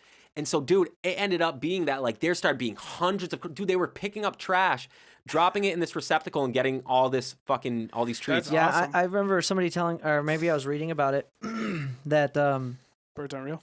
Birds aren't real, dude. That's like that's the newest hilarious freaking fake conspiracy. No, but I was thinking I saw there was this article I was reading, and we're talking about how like the birds will time the street lights. Yeah, and they'll know when the street lights are going to make the cars come and stop, so they'll get in front of the cars because they just know when they're going to stop. Oh, yeah. They know, too, that they won't even cross over the line. Yeah. So they're coherent of that. Like, that's crazy. One thing they'll do with that is, like, if they find, like, a nut, like a hard-shelled nut that they can't crack, they'll bring it. They'll put it on the road. They'll put it on the road when the cars aren't going, and then they're like, all right, leave it there. The cars will roll over and track them, and then like, all right. Perfect. Catch them at the next red light, get their food. Yeah. That's awesome. They're wildly intelligent. That's crazy. That's literally crazy. Nuts. That's literally nuts. He'll be here all week, folks. But yeah, they're so smart. They're so cool. Animals. I think it's funny whenever like people like animals are so stupid. They just like I'm like, dude. No. I'm like, you probably can't build a house with your face. So you should just shut the fuck up. Bro, chill. You know, you really have no idea. Dude, I can't even build a house in general, so like come on, dude. No, animals are widely intelligent, and especially like within their own particular niche, and like the interactions that they have with other animals, and dude, there's definitely a lot to be said about like orcas and stuff too. Like the amount of research or whatever discovery coming out about like the fact that cerebral cortex of theirs is like 30 times bigger than ours, or 40 times, or not 40 times, 40% bigger than ours. Sure. They have dialects just like we do, like a southern or like a northern, eastern, western type of dialect. All these different types of languages and stuff like that. So like maybe a dolphin from the Atlantic Ocean couldn't talk to a dolphin from the Pacific, or Northern Pacific, or you know what I mean? Yeah. And they have the ability to be gay.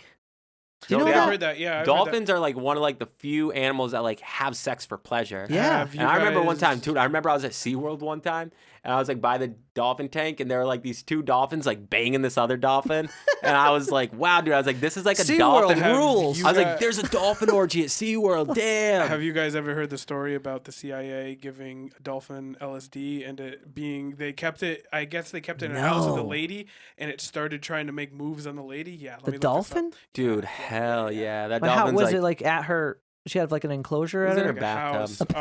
The dolphin who loved me. It's a jar. Why don't you come in and take a bath, shorty? Coming out to you. Hey, the water's fine. Come on. Oh man, actually, yeah, I've heard of cases of like dolphins raping women and shit. Honestly, took part in a NASA-funded research project in the '60s.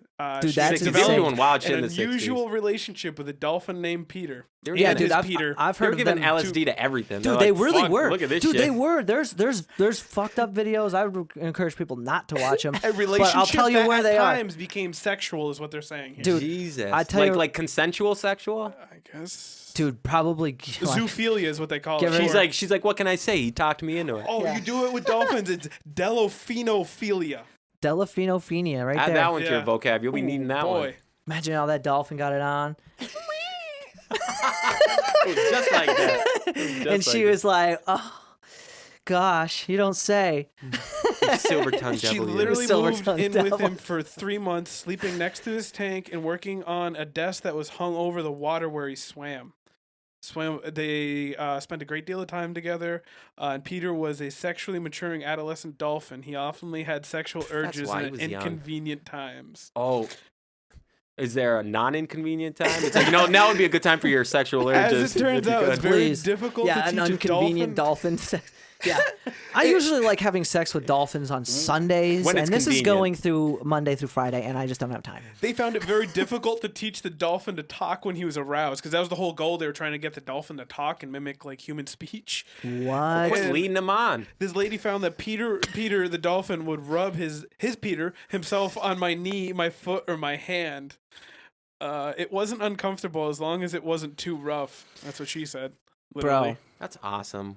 Oh. I can't believe how many different things they gave LSD to. Dude, everything. You can like I was saying, you could find a kitty. Let's try it. Right, let's try it on this little innocent animal. Oh, let's see what happens when we give it to a squirrel, and the squirrel's just convulsing. Well, have you guys heard? That's fucked. Well, there's a whole thing with Helter Skelter. Who's that guy?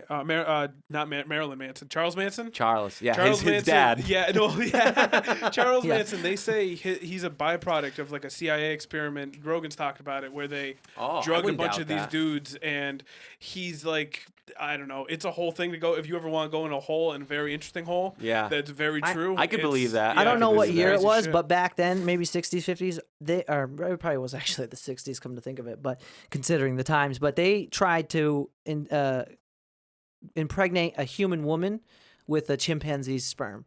Jesus. And they did a bunch of stuff to try. That's too bad that one didn't work out. They're trying to make a super soldier. Dude, I was going to say, what the fuck is your end game with that shit? Literally the coolest thing you could ever possibly see is two gorillas, silverback gorillas hashing fighting, it out. dude. There's awesome videos on YouTube of that.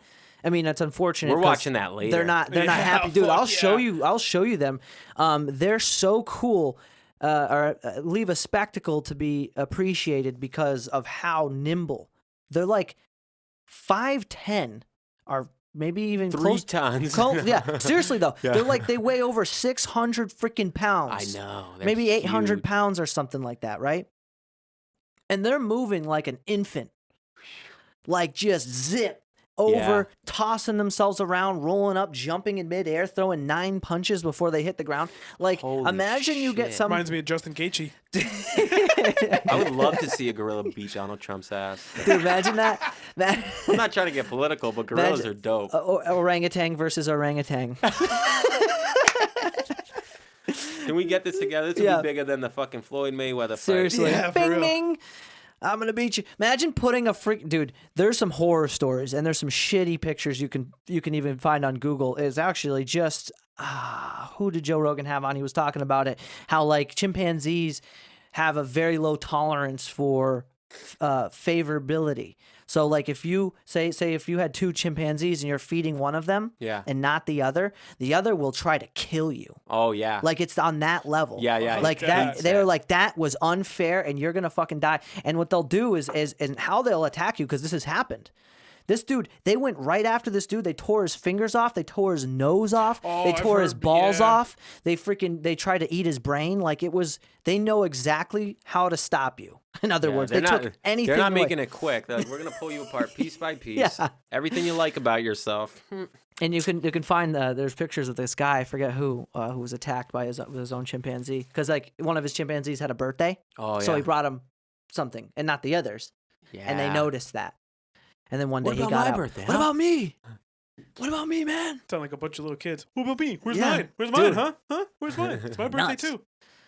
It's a lot to be said about putting up a chimpanzee. Some of them are awesome though. Like, remember Coco, that silverback gorilla that's such a heartwarming video. That Pretty met, much like Robin Williams. Oh, I don't know the Robin Williams. Is that the one that she knew sign language? Yeah, and she would be saying all that stuff. I remember seeing one of her like, "You guys are fucking up the earth. You should probably stop or everything's fucked."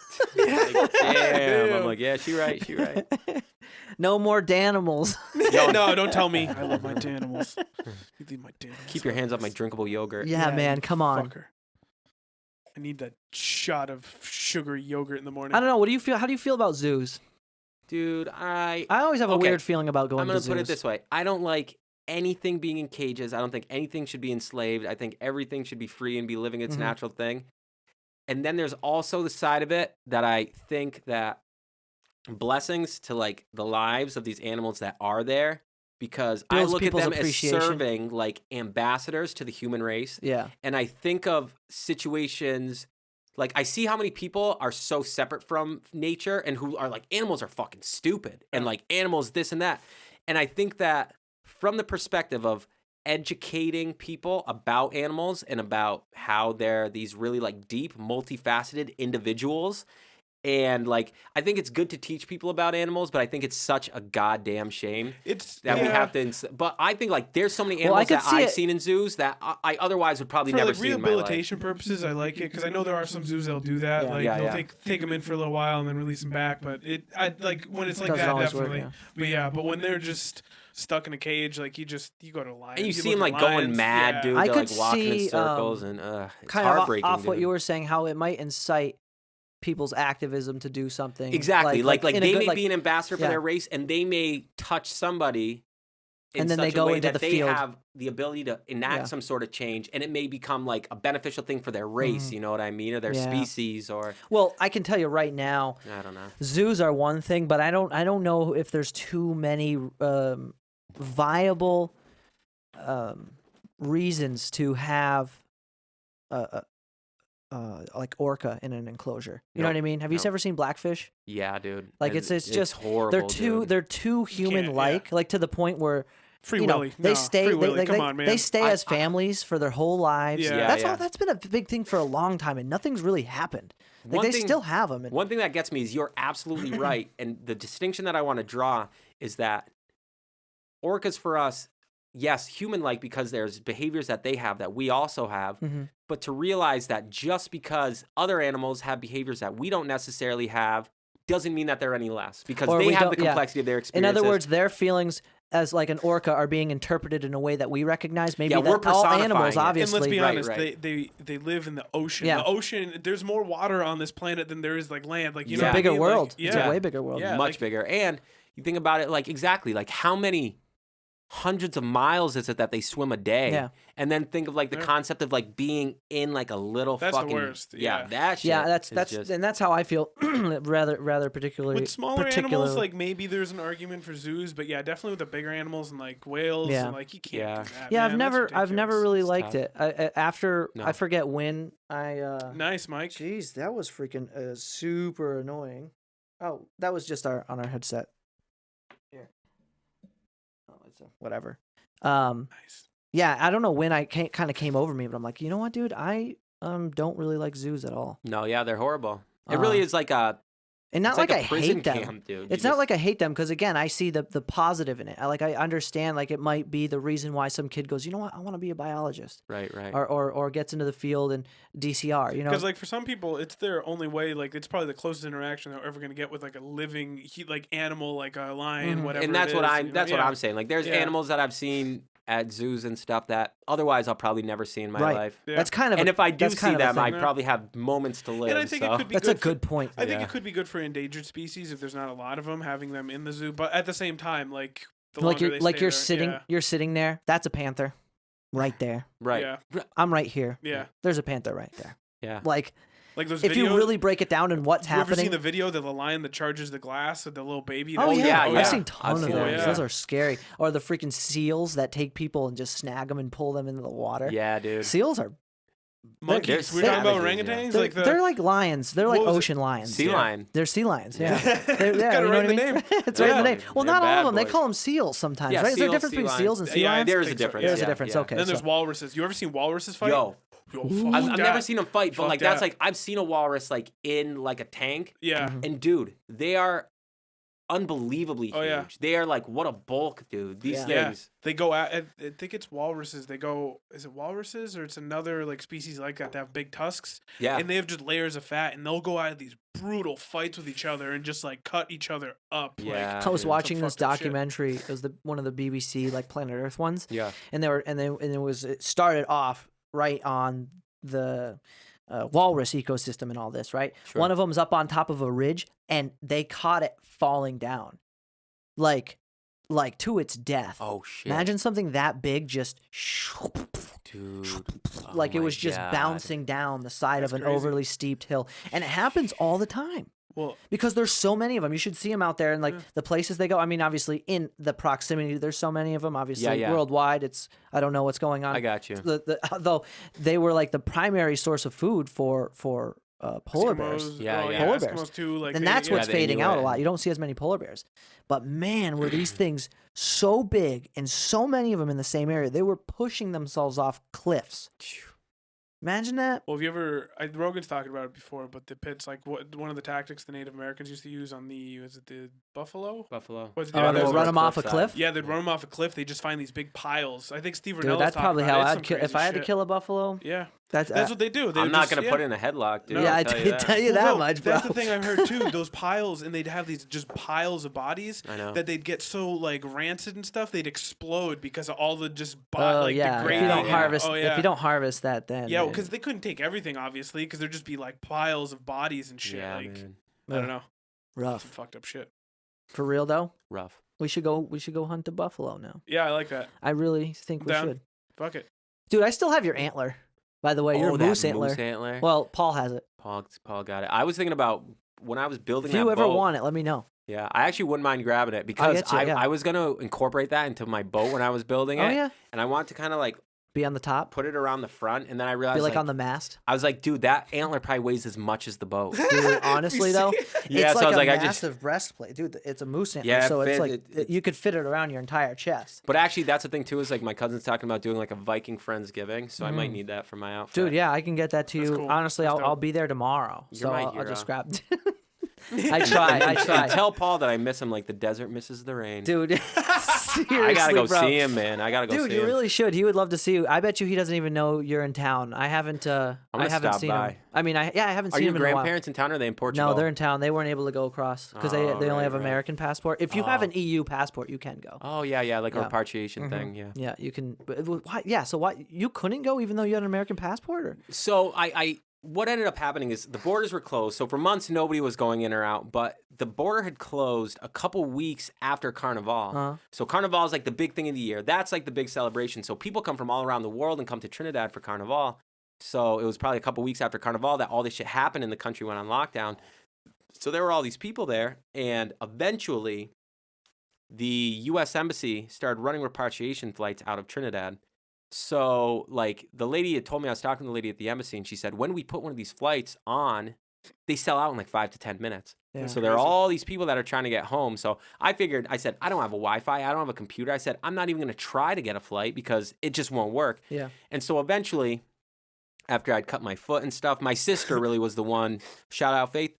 Yeah. She really like looked out, did all the work, pretty much got me home, was dealing with the embassy and all that stuff. So, and even then, we had to get to Trinidad for our flight. Yeah. So we were in Tobago. We packed up all our bags. A buddy of ours came and picked us up. We got on a boat to Trinidad. We took the boat to Trinidad, stayed at our friends in Trinidad for the night, and then got on our flight in the morning. So it was good though. Like the thing is it was funny because I was talking to people like, you're not scared or you're worried. I'm like, the thing is like ultimately I'm in an absolute paradise. I'm just on this tropical island. I said we don't really have cases. Stuck in paradise. Yeah, Josh Prezbee. I said like this is the place to be quarantined. Honestly, seriously, it's like a Jimmy Buffett song. Dude, it was quarantined in paradise. But by the time I will say though, by the time it got warm, it was awesome here because we had all this time. I did so much biking. Yeah, dude, I crushed the Quabbin like 1,000 times. I was sad not to be here for summer. Summer was so great. Summer in Massachusetts, getting my to favorite. be able to swim again and. All the lakes around here, all the rivers. I went paddleboarding, canoeing, kayaking. It was love it. You know what I mean? Like marathon. Went to space. No triathlon. Went to space a couple times. Space in the summer is fucking great. Every Friday night. Milked a bear. The huge summertime activities. Mm-hmm. Yeah, man. Well, it's so awesome to have you back. Dude, it's so good to be back. It's a wonderful time. It's been good, like, reconnecting with my family and seeing my friends. Still got a lot of people to see. Yeah, I'm sure. Haven't really laundry list, I imagine. Yeah, it's a lot. So whatever. And I've been kind of trying to like feel it out. Like, are you guys cool? Like, you nervous? Dude, isn't that such a thing? Yeah, you kind of like trying to be considerate of people. Like, is this cool with you? Are you gonna be all right? It's just a ask. It's just a question. You know what I mean? Yeah. Well, you definitely. I approach you. Pretty much have to approach everybody like that now. Yeah. That's definitely. Mike likes to run up to people he doesn't know and just sneeze and surprise hug. Surprise hug. Nice to meet you. It's a disease. He likes to talk a lot of spit too, and it just goes. I'm a very enthusiastic speaker, I like to really just be on top of you. I need black eyes. I need your eyes. I need your eyes at all times. Don't break eye contact. Come closer. Come closer. Can you smell my breath? We're good. Don't blink. We're good. You're right where I need you. Can you smell the coffee and garlic I just had 5 minutes ago? I love that shit. People are like, oh, don't come near me. I smell like garlic. I'm like, bitch, come closer. I'm like, shut your mouth. I love garlic. I love that shit. You kidding? Give me that. Wish I could just get that as a scent. I love that Actually, shit. Give me a bite. No, but for real, that's been one of the hardest things to work through is the understanding of where everybody's at with it. Yeah. Because now that we're working and getting to train people again, it's like, you never know how somebody's going to be or feel. And that's really the hardest thing is people go so far above and beyond to try to control other people. Yeah. And that's, I think, where people mess up with it. Like, it's all right. Take care of yourself. You're good. Do your thing, yeah. I get this like, hey, the mask is under his nose. Yeah, can you believe that guy? Can you believe that guy? And can you talk to him? And they may, so do it. You know what I mean? That's fine. It's just there's no, in other words, nice way of going, hey, could you pull that above your nose? Yeah, I guess, please always Can you please put your dick nose back into your mask? Yeah. Can you please fix your fucking mask, sir? You're putting everybody at risk. You're making me sick. You fucker. You're making me nauseous over here, sir. You need to handle your stuff. I've been loving seeing like the little videos and clips of people that are just like so unnecessarily like rude about it. Yeah. You fucking this and that, or like people like getting on like the Palmer Mass and residence page like, I saw a guy without his mask, and no. hundreds of comments. Like, dude, you literally are like, I know, nothing, whatever. A lot of better things to are do. closed. You're quarantining. You can't find nothing better to do than to 300 Well, comments there's both about a sides. guy in his Yeah. goddamn mask. And it's always both sides. And then you get the other side, like, oh, these people. It's like, can we just like. You got nothing better to do on a Monday, bro? Yeah. Can you just let people do what they want to do and stop worrying about it? It's like, ultimately, yeah. Who gives a fuck? Worry about yourself. I love Sebastian Maniscalco. Do you not have a job? It's 9 p.m. on a Monday, and you're out here with a sign, justice for so and so. You know what I mean? Yeah. Do you not got anything better to do? Oh yeah. But dude, what a crazy year it's been. Yeah, 2020. We're gonna be those old people who will look back and be like, back in my day. Dude, seriously. Back in my day, we had WAP. You know what? Coronavirus. Yeah. We had WAP and the big Rona. Rona and WAP. Have you heard it? The year 2020. Oh, Grandpa. There he goes with his crazy stories again. Back when the internet was the only thing around. Fucking loser. Now he's going to talk about the internet again. Grandpa, it's so old, so last decade, so last millennia. He's going to start talking about how he used to play Xbox with his buddies. Yeah. No, but seriously. But yeah, man, here, we're almost at 2 hours, bro. We'll wrap this up. I really hope you get the wheels spinning on that tea shop. Oh, it's spinning. It's spinning. We're going to get it together, man. It's coming together. Anything We're doing you guys the work need help with, though, let me know, too. Like, I can make will. logos or help you do a website. You got that logo. We've been talking about a logo thing, so I might reach out to you for that. I can do my best to help you we out can do without some those collabs, yo. with all the visual aesthetics Dope of collabs, it. dog. Well, like collabs you kit. can, like logo design. You could put it on a T-shirt or business card or. I want T-shirts so bad. You know what I mean? Yeah. If we don't have T-shirts, I'm telling her, fucking kibosh the whole thing. I'm out. Doesn't make sense. I'm out. Doesn't make fucking sense. I'm out. And not just like a lame T-shirt, some nice shit that someone wants to dope-ass wear. shit, yeah. Looks good. Yeah. It's aesthetically pleasing. It's Good material. comfy and soft. That's what I'm saying. Dude, seriously. It's gonna happen. I'm actually excited to just make T-shirts for this. Yep. Like have some long sleeve. Yeah, you wear make it. some long sleeve ones. I'm all about it. It's No hard. doubt. I've realized it's hard to find a comfy long sleeve shirt. It's wicked hard. Yeah, I know, and I'm never been much of a T-shirt guy. Yeah. I appreciate them. I like collecting some. I have actually Eddie. Shout out to Jeremy though. He gave them to Eddie. I have one of the North Carolina ones. We gotta go down. We gotta take. Yeah, he lives trip down there now. south I'm not sure what part he lives, but we were just talking Chapel about Hill. Chapel Hill. Oh yeah, Chapel North Hill. Carolina. Yep. University of North Carolina. Gee willikers, I sure miss that guy. Yeah, he's a real. He's gonna be up here for the holidays. He is. Yep. Christmas, yeah. right? Yeah, I think he'll be here for Christmas. Let me know. Dude, seriously. There's all kinds of fun stuff going on. Hopefully things blow over and people get back out. That's what I really look forward to. I was actually having a really bad, just a really low thought about it, dude. I went and picked up some rice, dude, at the Japanese restaurant down here. Super good, Blue Water Sushi. Oh, I've heard of They're that. super good. And I was just like really bummed out that this is what it is. Like you live like at home. Yeah. And then as soon as you leave the house, it's like, whoosh, like, ooh. Don't talk to no one. Don't even look at them. No eye I feel like contact. guilty for a cough. Everything. Yeah. It's like, don't worry, dude. I Don't just smoked a fucking huge sneeze. joint, dude. It's Dude, not I've had Corona. some crazy shit going Yeah. on before Corona, and I haven't been able to smell in 2 years. Yeah. Constant stuffy nose. Every time I sniffle any little clear in my throat, I'm like, I oh know. my god, everyone's looking at You me. feel so guilty. Oh, It's yeah, Dude, it's not only that, goddamn. but like, God forbid you get sick and you don't have Rona. Yeah, you're a But scumbag. dude, well, not only that, but it's just scary. Like, if I get a cold, the first thing I'm thinking about is I got it, man. Yeah, yeah. It's on. It's on It's to on. the break To of the down. break it down. Break it down. Dead. Dead man walking. Dead. You'd be all right, dude. You Nah, got man. you got too much good work to do here still. Yeah. I'm hoping it takes me, bro. Tired of this place.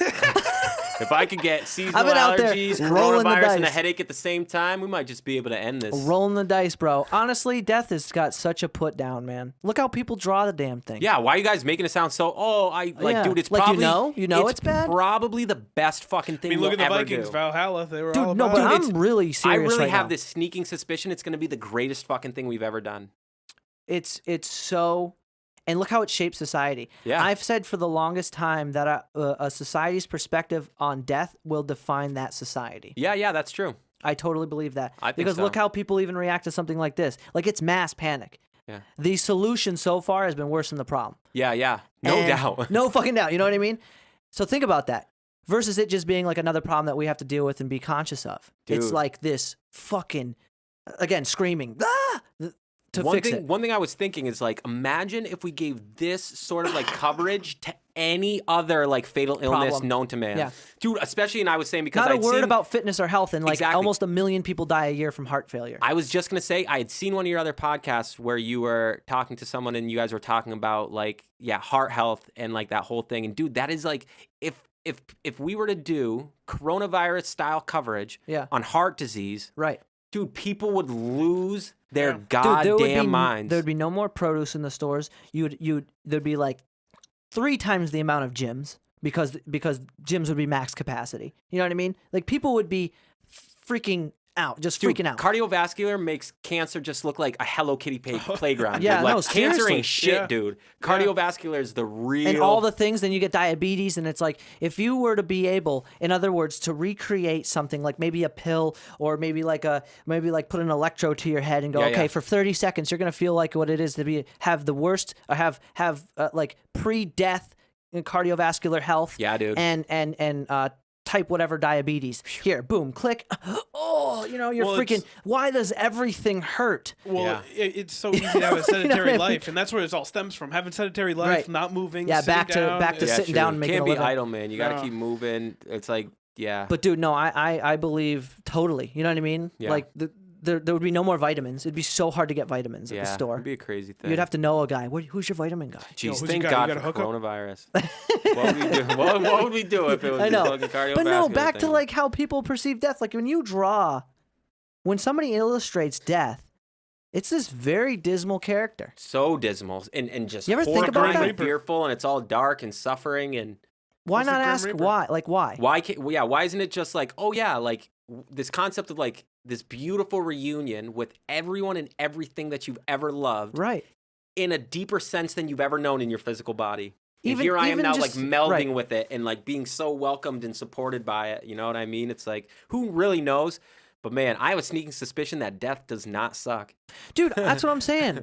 And it's like, obviously there's so much to be appreciated about life. I think that's the fears. As soon as you start saying things like, well, maybe there is an optimistic outcome from death. Exactly. You start saying things like that, then somebody might lean in and go, why don't you just kill yourself? Right. Well, it's like, what if I am enjoying what if I'm enjoying this? No, seriously. And I think actually what you're saying is like one thing that I think that's kind of in like a similar way is I always think that the fear of death is an ingrained thing so that we are willing to live life. Because if you knew that you were kind of going through this trial and it's tough and it doesn't feel good and you got to grow and get sick and deal with fucking people and all this shit, if you knew like the beauty that's waiting for you after death, you'd be like, fuck this, you're not even doing it. But that fear of death keeps you in life and keeps you going through these trials and these tribulations that I think ultimately like develops your soul and like. Yeah, well, that's what a lot of religion is based around. If you notice, it's all about this post-life utopia. You know what I mean? There's some type of utopian outlook on that. There's something, no matter what religion. So I know what you mean. Yeah. So you still really need to be humble and appreciative of this as its own unique experience. Yeah. That is very temporary. Exactly. It's long, but it's very temporary. Astoundingly temporary. Yeah, astoundingly temporary. Like it's not even it's not even speculative. You know, it's gonna be over. Yeah. For all of us. Yeah, and you don't know when. Even like at your best bet, it's still short. Yeah. Well, you know what I mean? It's as long as you make it. We were talking about that the other day. Time is often determined by what you're doing. You know what I mean? It's not determined by time itself. Like a year in the jungle would be a long fucking year. Yeah. You know what I mean? Like especially. And when you're there, like your sense of time is so deeply warped. Yeah, it's a perspective thing. Like think about having thinking about how long a weekend is versus how long an 8-hour workday is.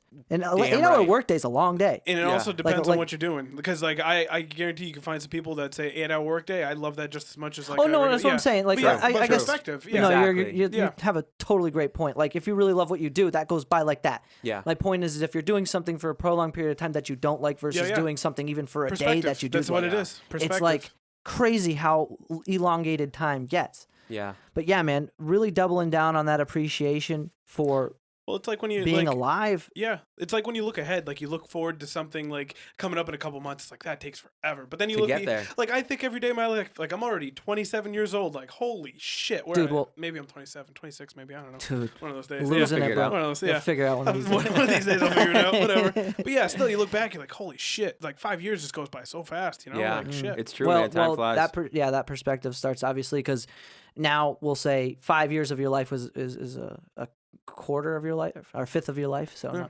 before 5 years might have been your whole life. You know what I mean? That's a long fucking time. If you're like 5 years old, like a year to a 5-year-old, that's a long fucking time. Yeah, dude, it really is. Dude. Remember, it's like a fifth of my goddamn Remember just life. summer vacation? You're like, man, This never I'm a ends. different person. No shit. You know what I No mean? shit. Like, It's true. You come to school, you'd be a new person. You'd be taller. You'd be bigger. That was another big feature because you were growing literally. But here's one for you. Here we go through this whole all these. Yeah, this Hang on, is folks, one I here we was go. really going deep into and thought. And imagine. So back to appreciating life and all these things. When you really boil down what everything is about, it's really, what do you appreciate about life, right? Why are you even alive? Why don't you kill yourself, right? These whys were huge. And it's like being with friends, laughing with friends, having sex. I mean, these are actual. Why'd you point at me when you said having sex, Mike? Because we know that you're the fucking pimp over here, Dale. We have to put you behind the camera so that shit can be normal. We know that. Trust. Listen, bro. I'm not trying to blow up your spot, but we know. We know you be what you're getting into. it. Yeah. Boy. Yo, we know you fuck. Big giving those girls the body of Christ. Amen. So the thought is, well, what is the point of life, right? To do all these things and be with all these people and see all these things. And because after you even do the things you're most passionate about, they're still going to involve that proximity and that interconnective relationship with other people on a consistent level, like never stopping. Right. We have sacrificed currently in society all of those things to not die. So in other words, we have done what we've feared the most not having, right, to not have those, to you know what I'm saying? I know exactly what you're saying. Yeah. So like now you're alive, but you're not doing any of the things really, or even really allowed to do any of the things that you primordially love the most. Right. You know what I mean? Like care for the most. It's that Congress. Yeah. You know, getting together with people, doing things with people, other people around. Like, who the hell's going to go to a cafe where only you can be in there alone when you go? Right. That would be freaking weird. I go to cafes like to do work on my computer. Sure. Just because I like looking up and seeing other people. I go to cafes and tell everyone to leave. This is my space. Ring a bell. Listen. Ding dong. 9 to 10. It's mine. No, but seriously. Yeah, it's true, man. It's like, life's a wild thing, and it's always good to be grateful for it and just do what you can, man. And the influence that we have in the world. I like how Aubrey Marcus put it. He's got a great podcast though. I'll send you his stuff. You can look him up. He's a really cool guy. Cool. He said it's like a fast right now. It's like a fast from all that. True, you know what I mean? true. Imagine when it does come back and how much you'll appreciate all the things you could have appreciated before, but maybe took for granted. Yeah, like the ocean. You know what I mean? When you're by the ocean, you take it for granted. Yeah, that's the problem. I don't know. Like, I feel like some people haven't taken the time to really appreciate that. Maybe they will when it comes back, but I feel like a lot of people have taken this time and like wasted it. You know? Yeah, like, I've tried to. Dude, I was so happy that anything. was not. I felt like I had the most productive adult summer vacation of my life. That's what I kept calling it. I went to Arizona. I started a podcast. I did a ton of bike riding, working out. Mike, you started a podcast? I think so. I forget. Tell us more about that. It's what's it called? Only the locals. Lock something. Anyways, I think it's sweet. It's gonna be great. Yeah. I think it's gonna be great. When are you getting that off the ground? I don't know. I'm thinking about doing it, but I'm gonna decide to just talk about it a lot. But now I'm not gonna do anything. I just want you guys to accept that I'm gonna do it and then not do anything. I accept you. Thank you. We love you, Mike. Thank you. We do love you. It's true. I appreciate it a lot. It's why I do what I do, man. That's why I'm doing all this. I do it for you. I do it for the kids, for man. all y'all. No, but for real. All right, want to wrap this bad boy up? Wrap. That's a wrap. Chop. That's a wrap. Chop. Guys, thank you so much for listening. Been 2 hours deep, rock and rolling. I know in my head when I'm going to be going over this, I'm going to go over all this and be like, man, I wish we talked more about that or this and that. And But we'll have you back There's always on another soon. time. Dude, there's always another always time. come back. We ain't going nowhere. We can always just stop and record We'll another be back. episode. Going to the moon. To Love be y'all. continued, guys. Peace. So-